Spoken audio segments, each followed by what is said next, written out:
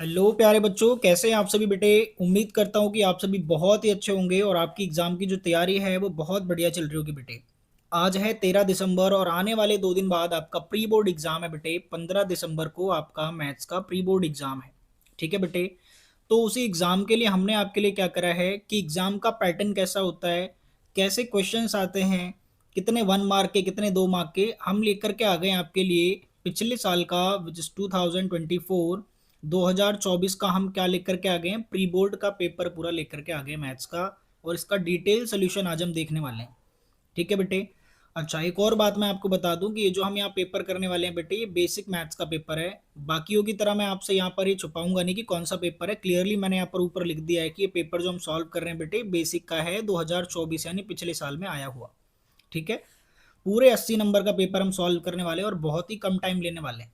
जो स्टैंडर्ड का बच्चा है वो भी इसे सॉल्व करे, मैं कहूँगा बेसिक और स्टैंडर्ड में बहुत ज़्यादा अंतर नहीं होता है बेटे। ठीक है। तो स्टैंडर्ड वाला बच्चा भी इसे सॉल्व करे। अगर वो नहीं चाहता है, उसे लगता है कि मैं इतना प्रोफिशिएंट हूँ कि मैं कर सकता हूँ ये पेपर, तो वो सिर्फ स्टैंडर्ड वाला करे जो मैं इसके बाद अपलोड करने वाला हूँ। ठीक है बेटे। तो चलिए बिना टाइम वेस्ट किए हम पेपर को सॉल्व करने की कोशिश करते हैं। और आप भी साथ में पेन ले लीजिए बेटे और नोटबुक अपनी निकाल लीजिए। ठीक है बेटे। इसको सॉल्व करने का आपको बहुत ज़्यादा एडवांटेज मिलेगा। मैं कह रहा हूँ कि इसमें से ही 2 से 3 सवाल तो आपको मिल जाएंगे बिल्कुल सेम। और अगर मान लीजिए सवाल नहीं भी मिलते हैं तो इतना तो है कि आपको क्वेश्चन को ब्रेक करना आ जाएगा कि सवाल में पूछा क्या गया है और उसे किस तरीके से हमें करना है। ठीक है। तो प्रीवियस ईयर क्वेश्चंस करने का बहुत ज़्यादा एडवांटेज होता है। आपको पता लगता है कि हमें किस तरीके के क्वेश्चन करने हैं एग्जाम में और कैसे क्वेश्चन को ब्रेक करना है, पढ़ करके समझना है। तो चलिए अब ज़्यादा टाइम नहीं लेंगे आपका, पहले सवाल को हम सॉल्व करने चलते हैं। बेटा पहला सवाल देखिए और पढ़िए। क्या लिखा है बेटे। If the sum of zeros of the polynomials this is 2, then find the value of k. इस पॉलिनोमियल के सम ऑफ जीरोज क्या दे रखे हैं बेटे, 2। सम ऑफ जीरोज का मतलब होता है अल्फा प्लस बीटा। आपको कितना दिया हुआ है बच्चे, 2 दिया हुआ है। तो अल्फा प्लस बीटा का फॉर्मूला क्या होता है, माइनस बी अपॉन है बेटे। ठीक है जी। तो क्वेश्चन में आप ध्यान से देखिए कि माइनस बी अपॉन ए की क्या वैल्यू रखेंगे आप। जो एक्स का कोफिशिएंट होता है उसे बी बोलते हैं, तो माइनस ऑफ माइनस के, बी की वैल्यू यहाँ पर क्या है, माइनस के सवाल में। ए क्या है, एक्स स्क्वायर का कोफिशिएंट ए होता है विच इज 2, तो 2 दिया हुआ है। बेटे माइनस से माइनस कट गया, 2 जाके 2 से मल्टीप्लाई हुआ तो के की वैल्यू कितनी आ गई, 4।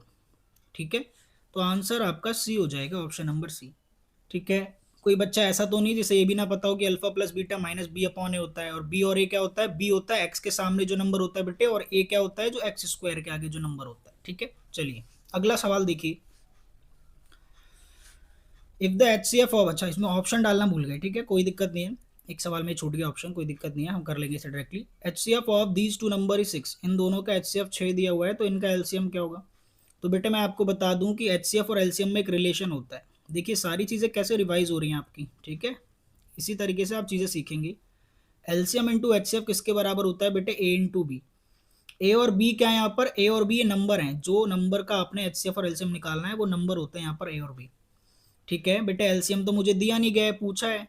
एचसीएफ कितना दिया गया है, 6। कितना दिया गया एचसीएफ, 6, तो मैंने 6 रख लिया। इक्वल्स टू ए, यानी पहला नंबर क्या है 336, दूसरा नंबर क्या है 54। ठीक है जी। तो एलसीएम कितना आ जाएगा भाई, 336 मल्टीप्लाई 54 अपॉन में 6। 6 9 से कितना होता है 54, 9 से इसे मल्टीप्लाई कर दूं तो कितना आ जाएगा बेटे, 9 6 जा 54, कैरी गया 5, 9 3 जा 27 और 5 32, कैरी गया 3, 9 3 जा 27 और यहाँ पर 0। तो 3024 यानी 3024 क्या आ गया, इसका एलसीएम आ गया। कुछ बच्चे क्या करेंगे कि फैक्टराइज करने लग जाएंगे बेटे, तो ये करने की जरूरत नहीं है, हम डायरेक्टली फॉर्मूला अप्लाई करके निकाल सकते हैं। ये फॉर्मूला आपने नोट कर लेना है, ये रिलेशन आपने नोट कर लेना है। बोलो समझ आ गई क्या बात। ठीक है बेटे, आगे चलें, अगले सवाल को देखिए, ज़्यादा समय भी नहीं ले रहा। अच्छा ये देखो ऑप्शन यहाँ पर दे रखा था भाई, option number D is the right answer. ठीक है, ये पीपीटी में गलती से ऐड कर दिया हमने, कोई दिक्कत नहीं है। ठीक है, सॉल्व तो कर लिया हमने। अगला सवाल देखिए, तीसरा।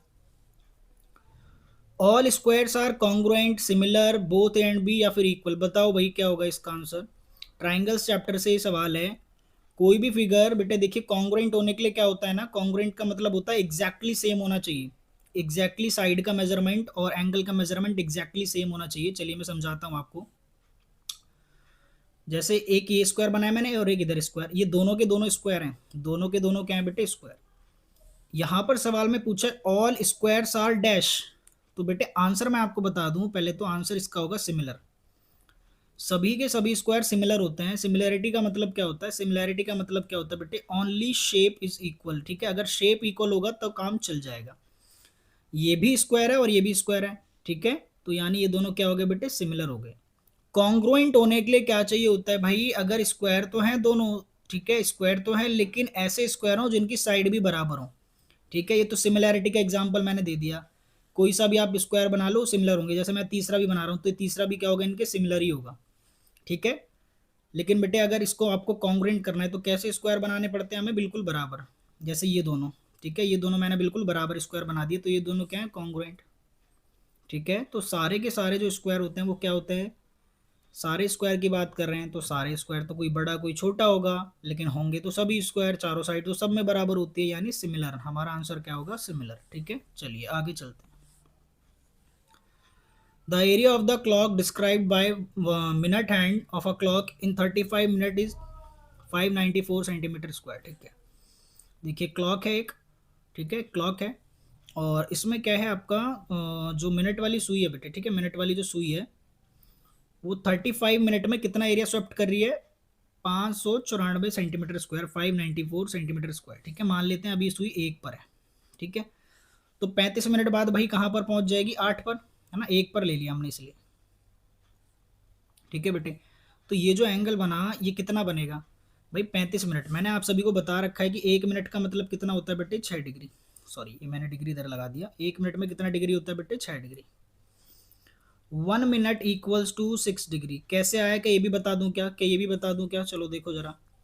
आपको पता है जब पूरा सर्कल बनेगा एक, जब पूरा एक गोला बन जाएगा तो कितने डिग्री होता है? 360 डिग्री। और घड़ी जब 12 से 12 पर आ जाती है तो कितने मिनट होते हैं? 60 मिनट। तो इसका मतलब है बेटे कि 60 मिनट जब घड़ी घूमी तो एक चक्कर लगाया, और एक चक्कर में कितना डिग्री बनता है? 360। जीरो से जीरो कटा और 6 से 36, 6 बार में, तो यानी 1 मिनट में कितने डिग्री बना? 6 डिग्री। इतना याद रखना कि 1 मिनट में कितना डिग्री होता है? 6। तो हमारी घड़ी कितना घूमी है? 35 मिनट। तो यानी 6 को 35 से मल्टीप्लाई कर दो, थीटा पता लग जाएगा। 6 5 जा 30, कैरी गया 3, 6 3 जा 18 और 3 210। बेटे थीटा आ गया 210 डिग्री। अब हमें क्या निकालना है? लेंथ निकालनी है मिनट हैंड की, ठीक है, यानी रेडियस निकालना है सर्कल का। क्या निकालना है? सर्कल का रेडियस। और थीटा दे दिया 210, और एरिया दिया ये पूरा कितना? 594। देखो जरा, एरिया ऑफ सेक्टर लगेगा, ये मेजर सेक्टर बन रहा है ना यहाँ पर। तो बेटे एरिया ऑफ सेक्टर क्या होता है? Theta by 360 pi R square, theta by 360 pi R square. और ये एरिया पहले से ही बेटे क्या दिया है? 594 तो रख दिया। थीटा हमने कितना निकाला? 210 अपॉन में 360 रख दिया। पाई की वैल्यू चलो रख देता हूँ मैं 22/7। आर स्क्वायर मतलब रेडियस निकालना है, तो आर स्क्वायर ऐसे ही छोड़ देता हूँ, रेडियस निकालना ही है। बेटे 0 से 0 कटा, 7 से जो 21 है वो कितनी बार में कट गया? 3 बार में, ठीक है। और इस 3 से जो 36 है वो कितनी बार में कट गया? 12 बार में। देखो थोड़ा अब यहाँ पर क्लियर लिख लेते हैं।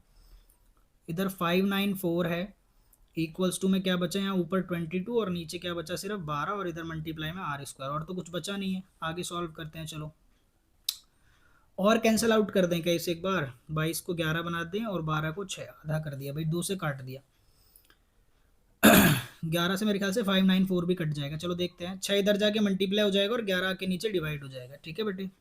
ये तो पता ही है आपको, जो मल्टीप्लाई होता है वो डिवाइड, और जो डिवाइड होता है वो इक्वल टू के उधर जा करके मल्टीप्लाई हो जाता है। चलिए समझिए।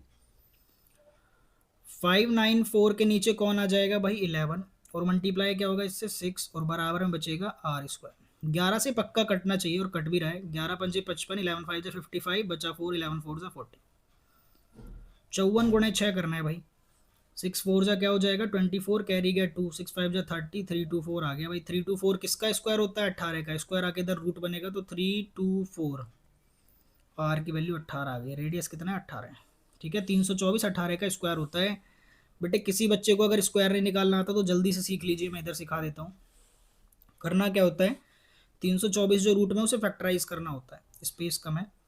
तो जैसे 2 के टेबल से पहले जाएगा, 2 1 जा 2, 2 6 जा 12, और यहाँ पर आपका कितना बचेगा? 2 2 जा 4, ठीक है। 162 ऐड 2 8 जा 16, 81। ये आपको पता ही है। 81 किससे जाएगा? 3 से 27 बार में, 3 9 जा 27, ये 7 है, ठीक है। और यहाँ 3 3 जा 9, 3 1 जा 3। 2 3 और 3 पेयर बन गया 2 का, पेयर बन गया 3 का, पेयर बन गया 3 का, 2 3 जा 6, 6 3 जा 18। ठीक है बेटे, तो D is the right answer. Clear है क्या? आगे चलते हैं। The number of tangent drawn from one point from a point outside the circle are. अच्छा देखो, ये सर्कल है, ठीक है।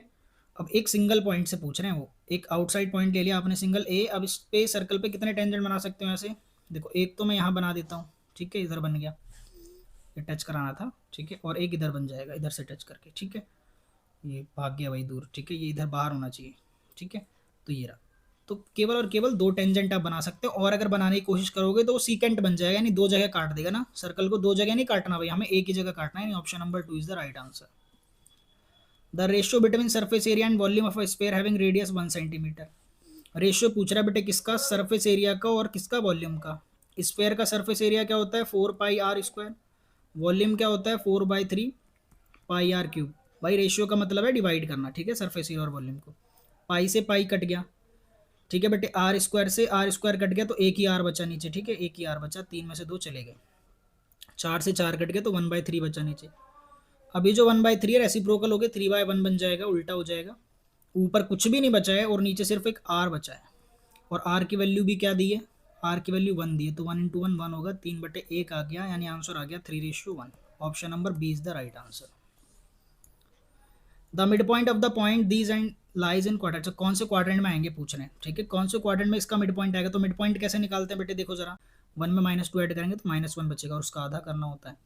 -3 में 5 को जोड़ेंगे तो क्या बचेगा? -2 और उसका आधा करना होता है, ठीक है। तो ये -1/2 तो -1/2 ही रह जाएगा, और ये कटेगा तो -1। एक्स भी माइनस है और वाई भी माइनस है भाई। एक्स भी माइनस और वाई भी माइनस कौन से क्वाड्रेंट में होता है? क्वाड्रेंट नंबर 3 में, ठीक है, ये इस वाले में एक्स भी माइनस होता है और वाई भी, दोनों के दोनों माइनस है, तो क्वाड्रेंट नंबर कौन सा आएगा बेटे? 3। अच्छा ये तो क्लियर है ना, मिड पॉइंट कैसे निकाला मैंने भाई, ठीक है। इतना ज़्यादा एक्सप्लेन मेरे को लग रहा है कि एक नंबर में इतना ज़्यादा टाइम देने की जरूरत है नहीं। x1 को x2 को जोड़ा, आधा कर दिया, और y1 को y2 से जोड़ा, आधा कर दिया, ठीक है बेटे। आगे देखिए, प्रॉपर सारी चीज़ें क्लियर करते हुए चल रहे हैं बेटे, ठीक है। अगर किसी को कोई दिक्कत हो रही है तो कमेंट कर दे, अभी जो देख रहे हैं, ठीक है। हम अभी यहाँ पर बैठे हुए हैं, आपका रिप्लाई कर देंगे, तुरंत समझा देंगे पेपर से पहले पहले। किसी सवाल में अगर दिक्कत आ रही है, आपको समझ नहीं आ रहा है तो चलिए अगला सवाल पढ़िए। The favourable events having at least one head on tossing 2 coins together are. अच्छा, फेवरेबल इवेंट्स पूछ रहा है। फेवरेबल का मतलब जो आपको काउंट करना है, क्या करने के लिए? एटलीस्ट 1 हेड चाहिए आपको। आपको क्या चाहिए? इवेंट। देखो इवेंट में लिख देता हूँ, आपको क्या चाहिए? एटलीस्ट, भैया हमें एटलीस्ट 1 हेड चाहिए, ठीक है। और हमारा जो एक्सपेरिमेंट है वो क्या? रैंडम एक्सपेरिमेंट क्या है बेटे? 2 कॉइन्स को हमने उछाला। तो आपको पता है जब आप 2 कॉइन्स को उछालते हैं तो आपका टोटल एक्सपेरिमेंट का सैंपल स्पेस क्या बनता है कुल मिला के? हेड हेड, टेल टेल, या फिर हेड टेल, और या फिर टेल हेड। इसमें से आपसे पूछ रहे हैं एटलीस्ट 1 हेड आ जाए मेरे पास। एटलीस्ट 1 हेड का मतलब बेटे यहाँ पर देखो फेवरेबल आउटकम कौन सा बनेगा, नहीं आपको चाहिए क्या? एटलीस्ट 1 हेड का मतलब है कि कम से कम एक हेड आ जाए। तो कम से कम एक हेड कहाँ कहाँ दिखाई दे रहा है? कम से कम एक हेड तो ये रहा, कम से कम एक हेड ये रहा, और कम से कम एक हेड यहाँ भी है ना। 2 हो गए लेकिन कम से कम एक तो है। उन्होंने बोला एटलीस्ट का मतलब, ध्यान से समझ लेना मेरे भाई, एटलीस्ट का मतलब होता है कम से कम। ज़्यादा हो जाए तो कोई परेशानी दिक्कत नहीं है मेरे भाई, लेकिन कम से कम एक होना चाहिए। तो 3 जगह पर कम से कम एक है, तो ये ऑप्शन कहाँ दिख रहा है भाई आपको? HH HT और ये TH, ऐसा ऑप्शन कहाँ दिख रहा है?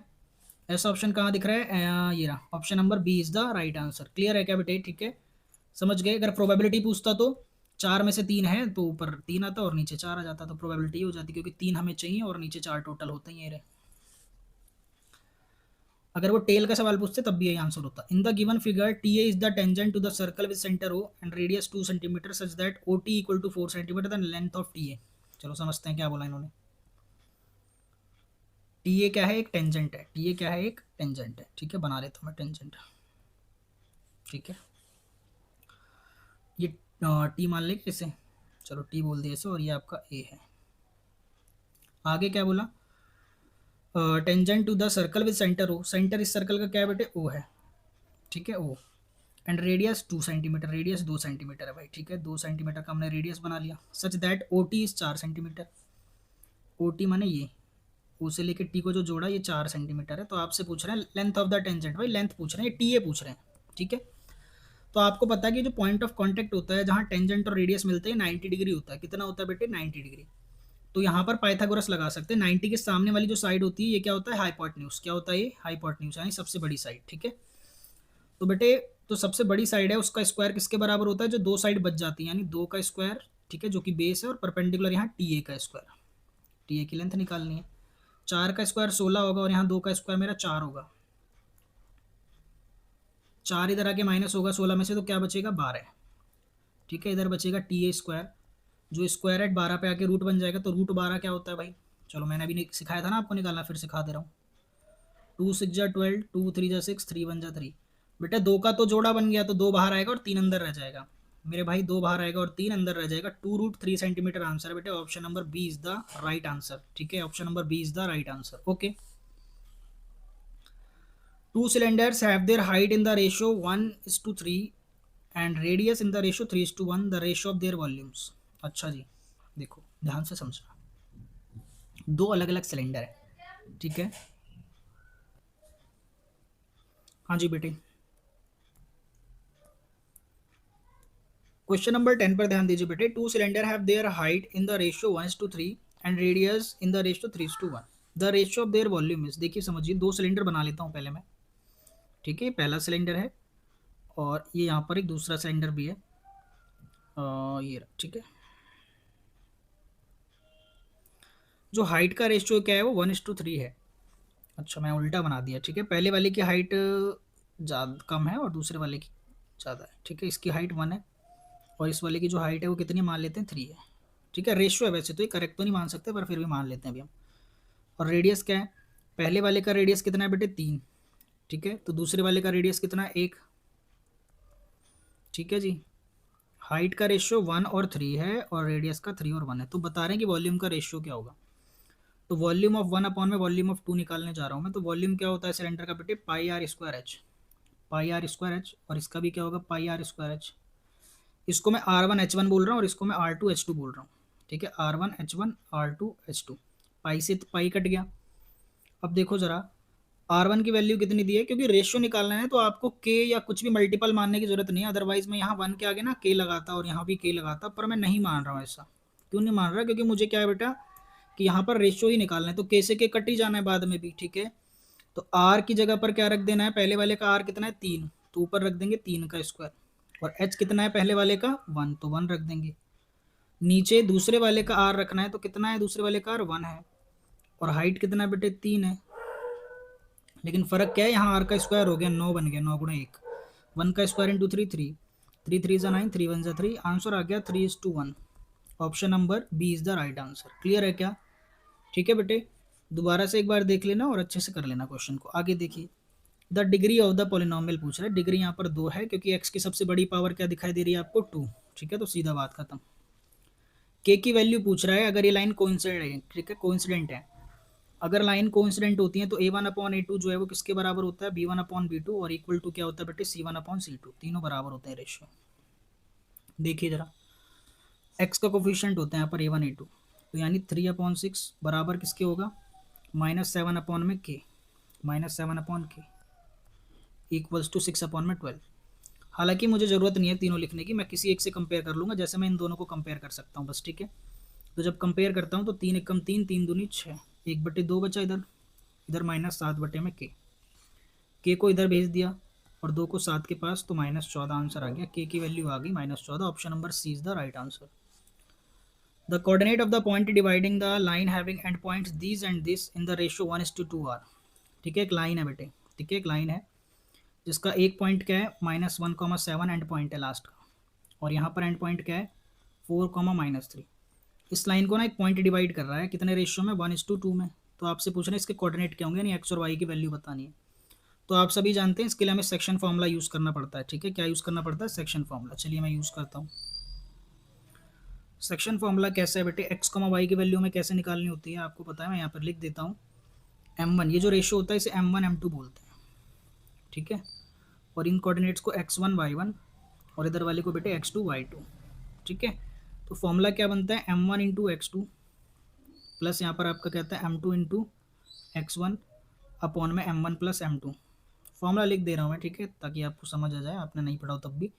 देन यहाँ पर m1 into y2 plus m1, थोड़ा यहाँ पर मार्कर मोटा चल रहा है क्या हमारा pen, m2 into y1 upon में बेटे क्या होता है m1 प्लस m2, ठीक है। चलिए m1 इंटू x2 का मतलब है ये रहा m1 और ये रहा x2 आपका 4, 1 को 4 से मल्टीप्लाई करना है। अब आप वैल्यूज़ को देख लेना, मैंने सब कुछ लिख दिया, ठीक है। 1 इंटू 4 हो जाएगा पहला तो, प्लस 2 इंटू क्या हो जाएगा आपका -1 अपॉन में m1 प्लस m2, यानी 1 में 2 जोड़ देना है।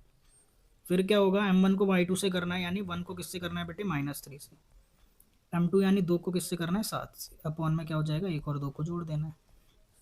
आगे आ जाइए, 4 और -2, 4 में से 2 गए तो क्या बचा बेटे 2 और नीचे 3, ठीक है।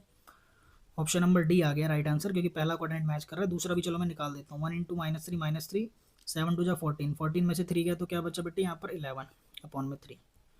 तो बेटे कौन सा ऑप्शन है, option number D is the right answer. Clear है क्या? The probability of an event is greater than और इक्वल टू 0। किसी भी इवेंट की जो प्रोबेबिलिटी है ना, वो या तो 0 के बराबर होती है, 0 से बड़ी, या 1 के बराबर या 1 से छोटी। ये जरूर नोट कर लेना, ठीक है बेटे। प्रोबेबिलिटी का जो यहाँ पर फॉर्मूला होता है, प्रोबेबिलिटी का मतलब लिमिट्स जो होते हैं वो क्या होती हैं, किसी भी चीज़ के चांसेस 0 से कम नहीं हो सकते यार, क्योंकि कोई चीज़ अगर नहीं होनी है तो उसकी प्रोबेबिलिटी 0 हो जाएगी, उससे कम क्या ही होगी। 0 प्रोबेबिलिटी वाले इवेंट को इम्पॉसिबल इवेंट बोलते हैं, और जिसकी प्रोबेबिलिटी 1 होती है उसे क्या बोलते हैं बेटे, जिसकी प्रोबेबिलिटी पूरी 1 होती है उसे क्या बोलते हैं आप, सर्टेन इवेंट या श्योर इवेंट। सर्टेन इवेंट या फिर श्योर इवेंट बोलते हैं जिसकी प्रोबेबिलिटी पूरी 1 होती है, ठीक है। तो probability of an event greater than और equal to 0 and less than और इक्वल टू 1, ठीक है बेटे, लेस देन और इक्वल टू 1। तो 0 और 1 कहाँ दिया हुआ है, ये रहा ऑप्शन नंबर बी। क्लियर है क्या? चलें आगे। प्रोबेबिलिटी किसी चीज़ की नेगेटिव भी नहीं होती भाई, इस बात का ध्यान रखना, ठीक है। The total surface area of cone of radius 3 centimetre and vertical height is 4 centimetre is, अच्छा टीएसए निकालना है हमें कोन का। क्या निकालना है कोन का, टीएसए। तो कोन के टीएसए का फॉर्मूला पहले लिख दो, यहाँ पर क्या होता है, पाई आर ब्रैकेट में एल प्लस आर, ठीक है, पाई आर ब्रैकेट में एल प्लस आर, ठीक है बेटे। तो ये जो कोन दिया गया है मुझे, वो कैसा कोन दिया गया है पहले तो ये देख लो आप जरा। इसकी वर्टिकल हाइट कितनी दी गई है बेटे, 4, ठीक है। वर्टिकल हाइट कितनी दी गई, 4 सेंटीमीटर, और रेडियस दिया गया कितना, 3 सेंटीमीटर। तो जल्दी से मुझे क्या निकालना पड़ेगा, एल निकालना पड़ेगा, यानी slant height.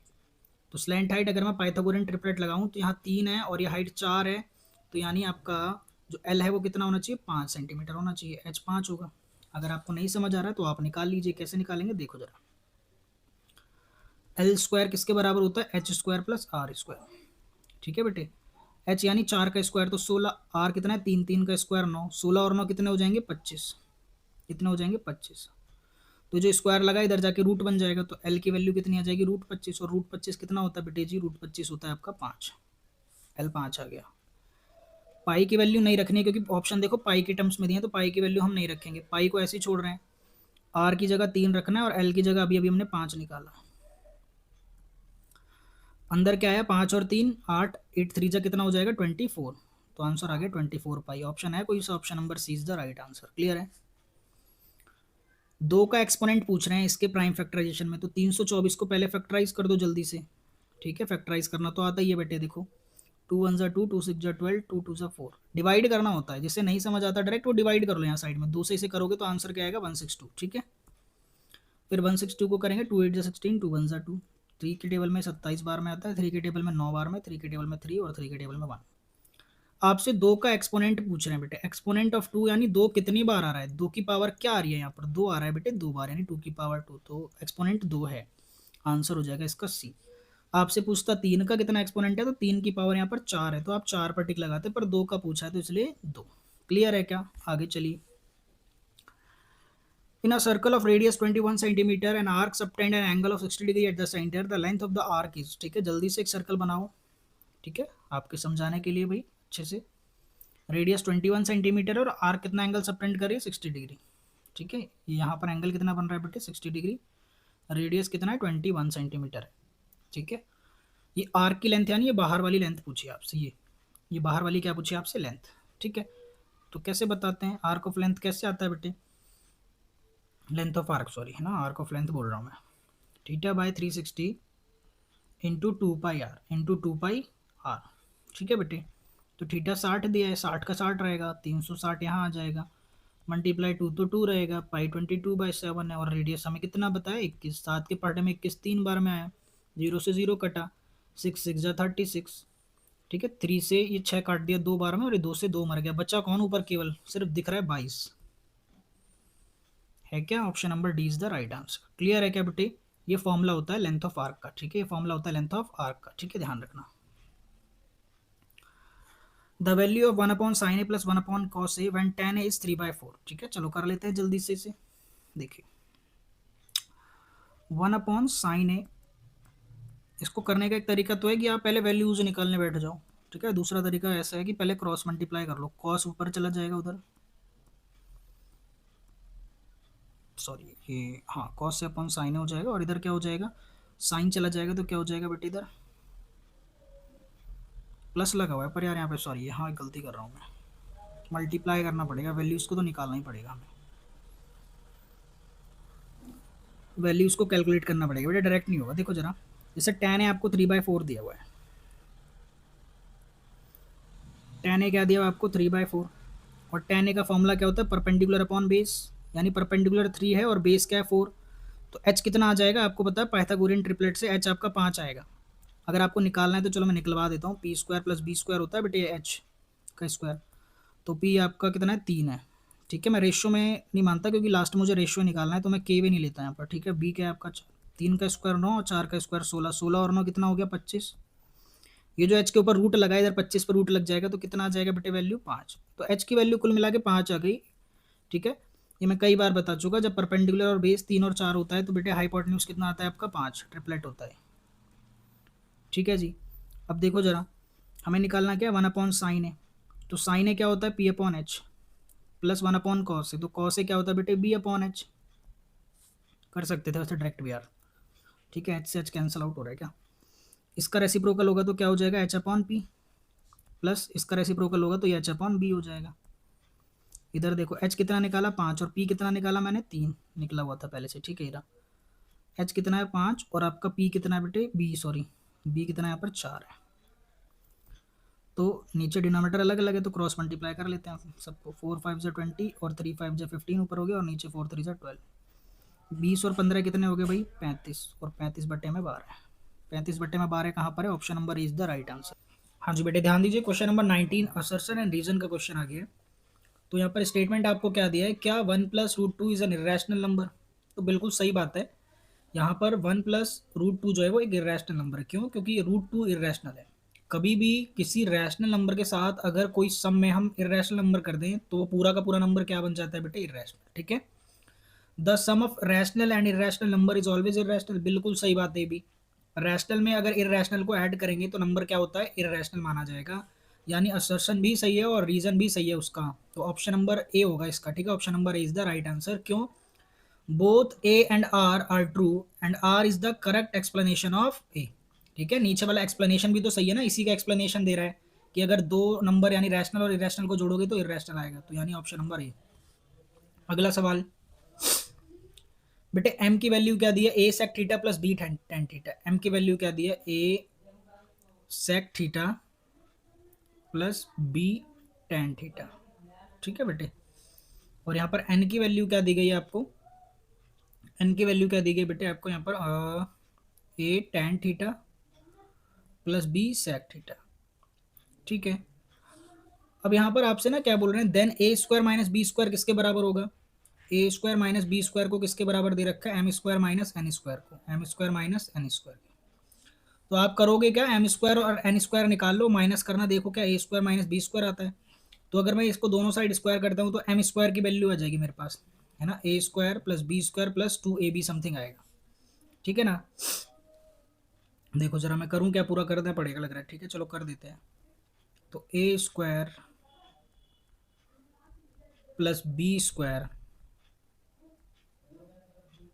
Plus 2ab, 2ab और यहाँ सेक थीटा टैन थीटा हो जाएगा, ठीक है बेटे। तो ये एम स्क्वायर आ गया है आपका। आप मुझे बताइए कि यहाँ पर जो एन स्क्वायर आएगा वो भी बिल्कुल सेम आएगा क्या, बेटे बिल्कुल वो भी क्या आएगा, सेम आएगा, बस यहाँ पर देखो चेंज क्या होगा, लास्ट वाला टर्म तो कैंसिल आउट हो जाएगा। देखो मैं थोड़ा रब कर रहा हूँ, स्पेस चाहिए मुझे थोड़ा सा, ठीक है, समझाने के लिए आपको। एन स्क्वायर निकालने जा रहा हूँ मैं, क्या निकालने जा रहा हूँ, एन स्क्वायर, यहाँ पर ये रहा N square, A plus B का होल स्क्वायर होगा तो A square plus B square plus 2ab, 2ab tan theta sec theta. जब एम स्क्वायर में से एन स्क्वायर माइनस होगा तो आप देख रहे हैं यहाँ पे ये चीज़ तो पूरी कैंसिल आउट हो जाएगी, सेम है माइनस करने पर। अब इनको दोनों को माइनस करेंगे, ठीक है, इन दोनों को क्या करेंगे हम यहाँ पर माइनस करेंगे। ए सेक स्क्वायर थीटा में से A square tan square theta तो माइनस होगा नहीं, B square tan square theta में से यहाँ पर B square sec square theta minus होगा नहीं, बल्कि क्या होगा, A square minus B square common निकल जाएगा, ठीक है, A square minus B square क्या होगा, कॉमन निकल जाएगा दोनों में से बेटे, और यहाँ क्या बचेगा अंदर, sec square theta minus tan square theta, जिसकी वैल्यू क्या होती है, 1 होती है। तो A square minus B square multiply 1 क्या आ जाएगा, A square minus B square, ठीक है। तो स्टेटमेंट बिल्कुल सही है, पर यहाँ रीजन सही नहीं है, रीजन हमने ये गलत लगाया हुआ है, हमने यहाँ पर फॉर्मूला ए स्क्वायर माइनस बी स्क्वायर का नहीं लगाया, बल्कि ए प्लस बी का होल स्क्वायर लगाया। तो है तो दोनों सही, असर्शन भी सही है और रीजन भी सही है, पर जो रीजन है वो करेक्ट एक्सप्लेनेशन नहीं है, यानी option number B is the right answer, ठीक है। चलिए सवाल नंबर 21 को देखिए बेटे, यहाँ पर हमें क्या निकालना है, इसका मीन निकालना है टेबल का, और फिर और में दिया हुआ है कि मोड निकालना है, ठीक है। चलिए पहले मैं मीन निकाल देता हूँ यहाँ पर, डायरेक्टली भी कर सकते हैं, पर चलो मैं आपके लिए यहाँ टेबल बना देता हूँ, ये यहीं कर दें, देखो जरा नीचे है तो स्पेस। सबसे पहले ये देखो कंटिन्यूअस है, तो सबसे पहले आपको क्लास मार्क यानी एक्स आई निकालना पड़ता है। तो 1 और 5 कितना होगा, 6, 6 का आधा 3, 9 5 14, 14 का आधा 7, 13 और 9 कितने होते हैं बेटे, 22, 22 का आधा 11, 13 और 17 कितना हो जाएगा आपका 30, 30 का आधा कितना 15। तो सभी का एक्स आई निकाल लिया। फिर बेटे नीचे क्या निकालोगे आप, F I X I, multiply करोगे ना एफ आई और एक्स आई को, ये फ्रीक्वेंसी एफ आई होता है और नीचे वाला एक्स आई। 4 3 जा 12, 8 7 जा 56, 11 7 जा 77, 15 6 जा 90।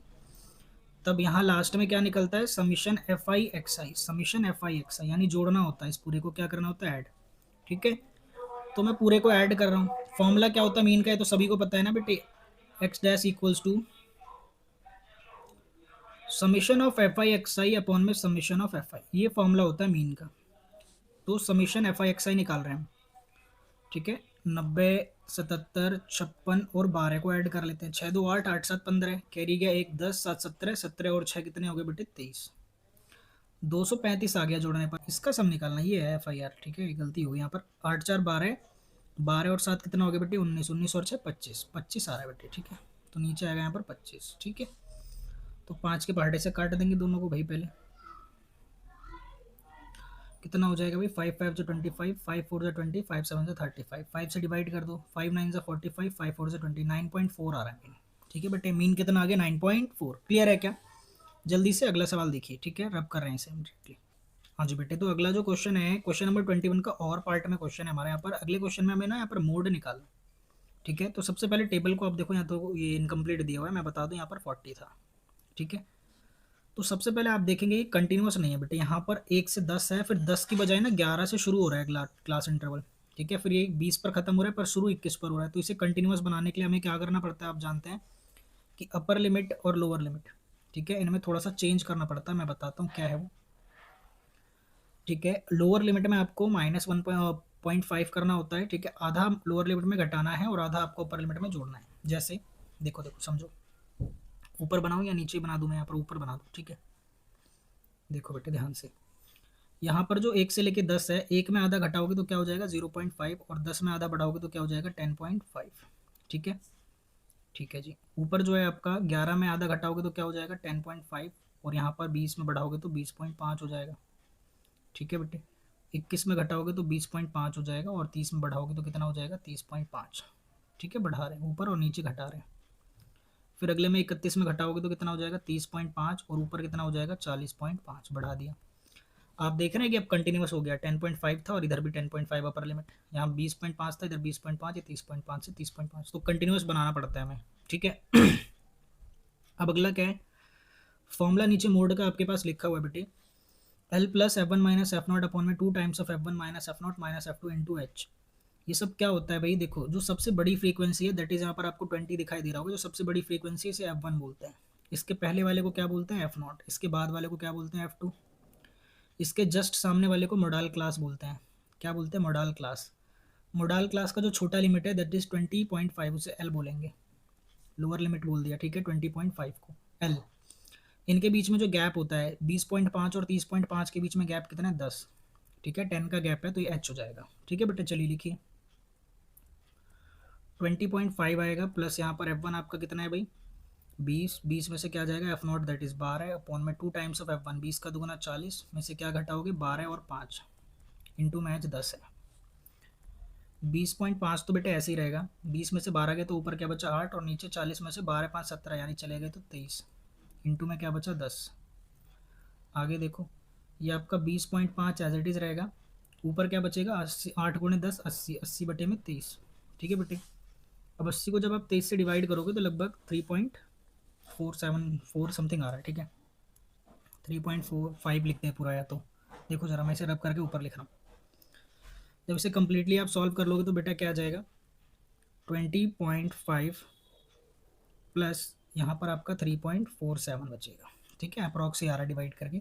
तो हमारा आंसर जो अप्रॉक्स आ जाएगा 23.9, ठीक है, 23.9 आ जाएगा हमारा आंसर, मोड आ गया, ठीक है बेटे। चले आगे क्या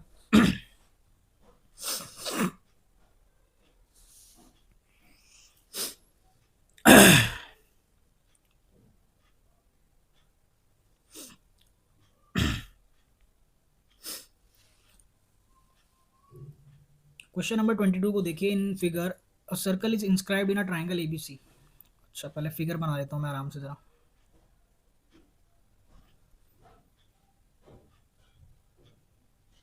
ये ऐसा कुछ फिगर है, ठीक है, ट्राइंगल के अंदर सर्कल है, ट्राइंगल का नाम है बेटे ABC, ठीक है, जल्दी से लिख दे रहे हैं।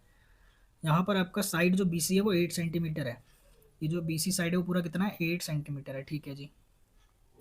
AB कितना है 10 सेंटीमीटर है, ये पूरा AB कितना है 10 सेंटीमीटर है, एंड AC 12 है, ये सब कुछ दे दिया भाई, AC 12 सेंटीमीटर है। Find the length of BL। अब देखो यार ये फिगर मैंने बनाया नहीं, फिगर ढूंढना पड़ेगा अभी, BL कहाँ है,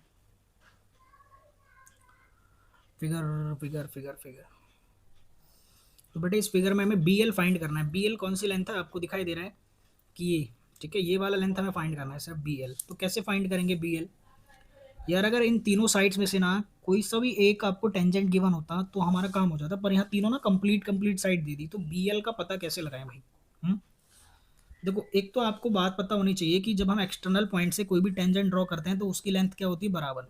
समझना जरा, जैसे बेटे यहाँ पर जो आपका जो BL है वो किसके बराबर होगा BN के, ठीक है, ये जो CL है वो किसके बराबर होगा CM के, और ये जो बेटा AN है वो किसके बराबर होगा AM के।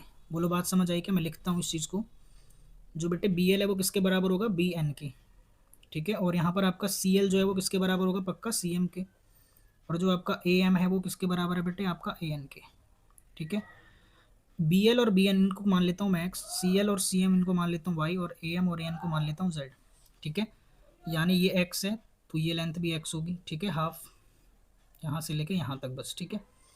देन आपका CM और CY, यहाँ पर मैंने इसे मान लिया Y, तो ये जो इतना लेंथ है यहाँ तक ये भी क्या हो जाएगा Y, और ये ऊपर जो बचा हुआ है ये Z है, और ये वाला भी आपका कितना है Z है, ठीक है। चलिए अब कैसे निकालेंगे आंसर देखिए ज़रा। अगर मैं AB के लिए इक्वेशन लिखता हूँ, इस पूरी लाइन के लिए इक्वेशन लिखता हूँ, किसके लिए AB, तो AB क्या आ जाएगा X प्लस Z, ठीक है। अगर मैं BC लिखता हूँ तो वो क्या आएगा X प्लस वाई, और अगर मैं AC के लिए लिखता हूँ तो क्या आएगा Z प्लस वाई, ठीक है। बहुत ही अच्छा सवाल है, छोटा सवाल है लेकिन अच्छा सवाल है। देखिए ज़रा AB के लिए जो इक्वेशन आएगी वो क्या आ जाएगी सीधे बेटे X plus Z which is 10 centimetre given. ऐसे ही आपका जो BC है वो टोटल कितना है 8 सेंटीमीटर, और उससे किस में तोड़ लिया मैंने X और Y में तोड़ लिया, ठीक है। बहुत ही अच्छा सवाल। और AC कितना दिया हुआ है बेटे आपको, मैंने क्या माना हुआ X plus, sorry X plus लिख दिया ना, Y प्लस Z है भाई, ये Y प्लस Z है, ठीक है, Y प्लस Z है, ठीक है। कितना दिया हुआ है ये 12 सेंटीमीटर। अब तीनों इक्वेशन को मैं सॉल्व करूंगा और मेरा आंसर आ जाएगा, ठीक है। मुझे यहाँ पर थोड़ा स्पेस चाहिए होगा, मुझे कुछ रब करना पड़ेगा बेटे, तो मैं यहाँ पर हटा रहा हूँ, ठीक है, चीज़ों को हटा रहा हूँ। ट्रायंगल तो हटाऊंगा नहीं, ऊपर वाला ही हटा देता हूँ, ठीक है। देखो ज़रा आपने लिख तो लिया ही होगा। देखो ज़रा इधर आ जाओ पहले। अगर मैं इन तीनों को ऐड कर देता हूँ, ठीक है, तीनों को अगर ऐड कर देता हूँ, लेट से तीनों को मैं क्या कर देता हूँ ऐड कर देता हूँ, तो क्या होगा, इन तीनों को इस साइड में ऐड करूंगा तो X और X 2X, Y और Y 2Y, और Z और Z 2Z। दो सब में से कॉमन आ जाएगा, 10 8 18, 18 और 12 कितने हो गए बेटे 30। ठीक है, 2 कॉमन लेकर के अगर 30 को काटूंगा तो यहाँ क्या बचेगा 15, यानी x plus Y plus Z कितना आ गया आपका 15। 2 को मैंने बाहर निकाल के काटा है, ठीक है, कॉमन लेके, तो x plus Y plus Z कितना आ गया आपका 15 आ गया। ठीक है, अब आपको इसमें से पता नहीं है क्या y प्लस जेड की वैल्यू क्या है बेटे। ये जो y प्लस जेड है या x प्लस वाई किसी की भी एक वैल्यू रख दो। y प्लस जेड, ये रहा ना y प्लस जेड कितना दिया हुआ है 12। ठीक है, तो y प्लस जेड की जगह क्या रखोगे 12। y प्लस जेड की जगह क्या रखोगे 12। ये देखो यहाँ पर भी लिखा हुआ मैंने y प्लस जेड 12। ठीक है जी, हो गया काम। इक्वल्स टू में क्या दिया हुआ है 15, तो 12 उधर जाके माइनस हो जाएगा, तो x की वैल्यू कितनी आ गई बेटे जी 3। ठीक है, अब x की वैल्यू जब 3 आ गई है तो अब क्या करो, आप यहाँ पर x प्लस जेड रख दो या फिर x प्लस वाई रख दो। जैसे देखो यहाँ पर x प्लस वाई कितना दिया हुआ है आपको 8, तो यहाँ x प्लस वाई 8 रखोगे। 8 15 में से गया तो z कितना बचा आपका 7। ठीक है, 8 प्लस जेड इक्वल टू 15 है, तो 8 उधर गया तो z कितना आ गया बेटे आपका 7। ठीक है जी, z कितना आ गया 7। हालांकि मुझे तो मतलब सिर्फ x से था। ठीक है, सारी चीज़ें मुझे निकालनी नहीं है भाई, मुझे bl निकालना था ना। ये रहा bl मेरा, मेरा bl कहाँ पर है, ये रहा। ठीक है, तो bl हमें x माना था, तो x कितना आ गया बेटे जी 3। तो option number 3 is the right answer. Clear है क्या? चलिए आगे बढ़ते हैं, लंबा खिंच गया सवाल। यहाँ पर क्या बोला है, the ratio of length of the vertical rod and the shadow is 1:3। ये रही रॉड और ये रही शेडो। ठीक है, ये शेडो है और ये रॉड है। ठीक है, ये 90 डिग्री का एंगल है और ये आपका ट्राइंगल बन गया। यहाँ पर आपका सन है, सूरज। ठीक है बेटे, 1:3 दिया हुआ है रेशियो। जब रॉड अगर मान लेते, रॉड है हमारी 1x और शेडो है मान लेते हैं हमारी √3x। ठीक है, रेशियो में दिया होता है तो ऐसे ही लेट करते हैं हम। x मानो चाहे मत मानो, आपकी मर्जी है, क्योंकि यहाँ पर रेशियो निकालने वाले हैं हम। Find the angle of elevation of the sun, यानी यहाँ पर थीटा निकालना है। ठीक है, तो थीटा के लिए सामने वाला परपेंडिकुलर और नीचे वाला क्या हो जाता है बेस। सामने वाला क्या हो जाता है परपेंडिकुलर और नीचे वाला बेस, तो p/b क्या होता है tan थीटा। तो बेटे जी परपेंडिकुलर 1 दिया हुआ है 1x और नीचे √3x, x से x कट गया, इसलिए मैंने बोला था x लगाओ चाहे मत लगाओ। तो tan थीटा आ गया 1/√3। tan थीटा 1/√3 कब होता है बेटे जी, जब थीटा कितना होता है 30 डिग्री। आंसर आ गया, थीटा कितना आ गया 30 डिग्री। ठीक है, ठीक है, चलिए यहाँ पर आपका बीपीटी अप्लाई हो जाएगा। क्या बोला, डी जो है वो ए बी के पैरेलल है। ठीक है, डी जो है वो ए बी के पैरेलल है, यानी ये वाली लाइन जो है इस वाली लाइन के पैरेलल है। तो बेटे this upon this equals to this upon this. ठीक है, इन दोनों को अपॉन में और इन दोनों को अपॉन में करोगे तो बराबर आता है। चलिए करते हैं, देखो 3x अपॉन में 19, 3x प्लस 19 अपॉन में x प्लस 3 जो है वो किसके बराबर होगा बेटे 3x प्लस 4। ये वाला सेम क्वेश्चन मैंने ना 1 शॉट में भी करा रखा है, सॉल्व कर लो क्रॉस करके। x उधर जाएगा तो 3x² हो जाएगा प्लस 19x। x प्लस 3 उधर जाके मल्टीप्लाई होगा, तो x से पहले करते हैं, पहले x से दोनों को करते हैं। तो 3x² प्लस में 4x, अब 3 से करते हैं, 3 3 ज़ा 9x और 3 4 ज़ा 12। ठीक है बेटे, तो आप देख रहे हो यहाँ पर 3x² से 3x² तो कैंसिल आउट हो गया पूरा। 9 4 13x, 13 जाके 19 में से माइनस होगा तो 6x बचा। 6 से 12 कटा तो x की वैल्यू कितनी आ गई 2। x की वैल्यू कितनी आ गई 2, तो x निकालना था, x आ गया 2। ठीक है, 25वें सवाल में क्या बोल रहे हैं, how many cubes of side 3 centimetre can be cut from a cuboid of measuring this. हमारे पास एक क्यूबॉइड है बेटी जी, क्या है हमारे पास एक क्यूबॉइड। ठीक है, लेट्स मेक अ क्यूबॉइड। ठीक है, let us make a cuboid, cuboid बना लेते हैं। ठीक है, अरे यार सर्कल कैसे बन गया भाई, क्या बन रहा है, एलिप्स बन गया। क्यूबॉइड बनाना है, मार्कर काम नहीं कर रहा अपना बढ़िया। ठीक है, ये रहा क्यूबॉइड। ठीक है बेटे, क्यूबॉइड है। अब इस क्यूबॉइड में ना कितने ऐसे आपके क्या बन जाएंगे, क्यूब बन जाएंगे, जिनकी साइड कितनी है 3 सेंटीमीटर है। तो देखो ज़रा समझो, ये वाले क्यूब बनाने हैं हमें, एंड क्यूब्स बनाने हैं ये। ठीक है, मैं बना देता हूँ यहाँ पर ये, जिनकी साइड कितनी है बेटे, ए कितना दिया हुआ है इसका 3। ठीक है, और यहाँ पर लंबाई कितनी दी है 21, ऊंचाई कितनी दी है 9, और चौड़ाई ब्रेथ कितनी दी है बेटे 7। चौड़ाई ब्रेथ कितनी दी है 7। ठीक है, तो आप ये बताइए, जितना इसका वॉल्यूम होगा उतना इसका वॉल्यूम होगा, जितने भी आपके क्यूब बने तो वॉल्यूम बराबर होगा। तो हम क्या लिखेंगे, volume of cuboid equals to कितने क्यूब, कितने क्यूब मतलब n क्यूब, कितने क्यूब। ठीक है भाई, दोनों का वॉल्यूम बराबर होगा ना। तो क्यूबॉइड का वॉल्यूम क्या होता है, L/B/H, यानी 21 × 7 × 9, ये वॉल्यूम होगा क्यूबॉइड का। ठीक है, और n मल्टीप्लाई एक वॉल्यूम, एक क्यूब का वॉल्यूम क्या होगा, यहाँ पर साइड दिया 3, तो यानी एक क्यूब होता है फॉर्मूला, तो 3 का क्यूब हो जाएगा। इन्हें मल्टीप्लाई कर लो सबको। या नहीं भी करना है तो चलेगा, कैसे चलेगा देखो ज़रा, मैं तो नहीं कर रहा मल्टीप्लाई। ठीक है, डायरेक्ट हो जाएगा, क्यों हो जाएगा देखो ज़रा।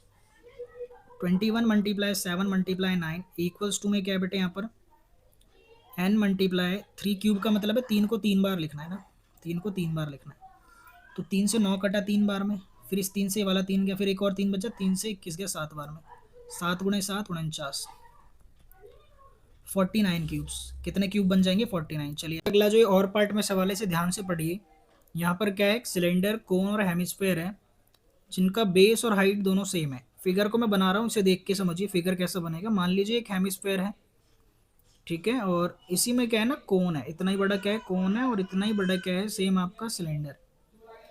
Same base and same height, base same है और हाइट भी सेम है। इसका मतलब ये जो हेमिस्फेयर का रेडियस होगा ना, रेडियस आर होगा, कोन का भी होगा और सिलेंडर का भी होगा रेडियस, तीनों का रेडियस सेम है। सिलेंडर और कोन की हाइट क्या है, एच।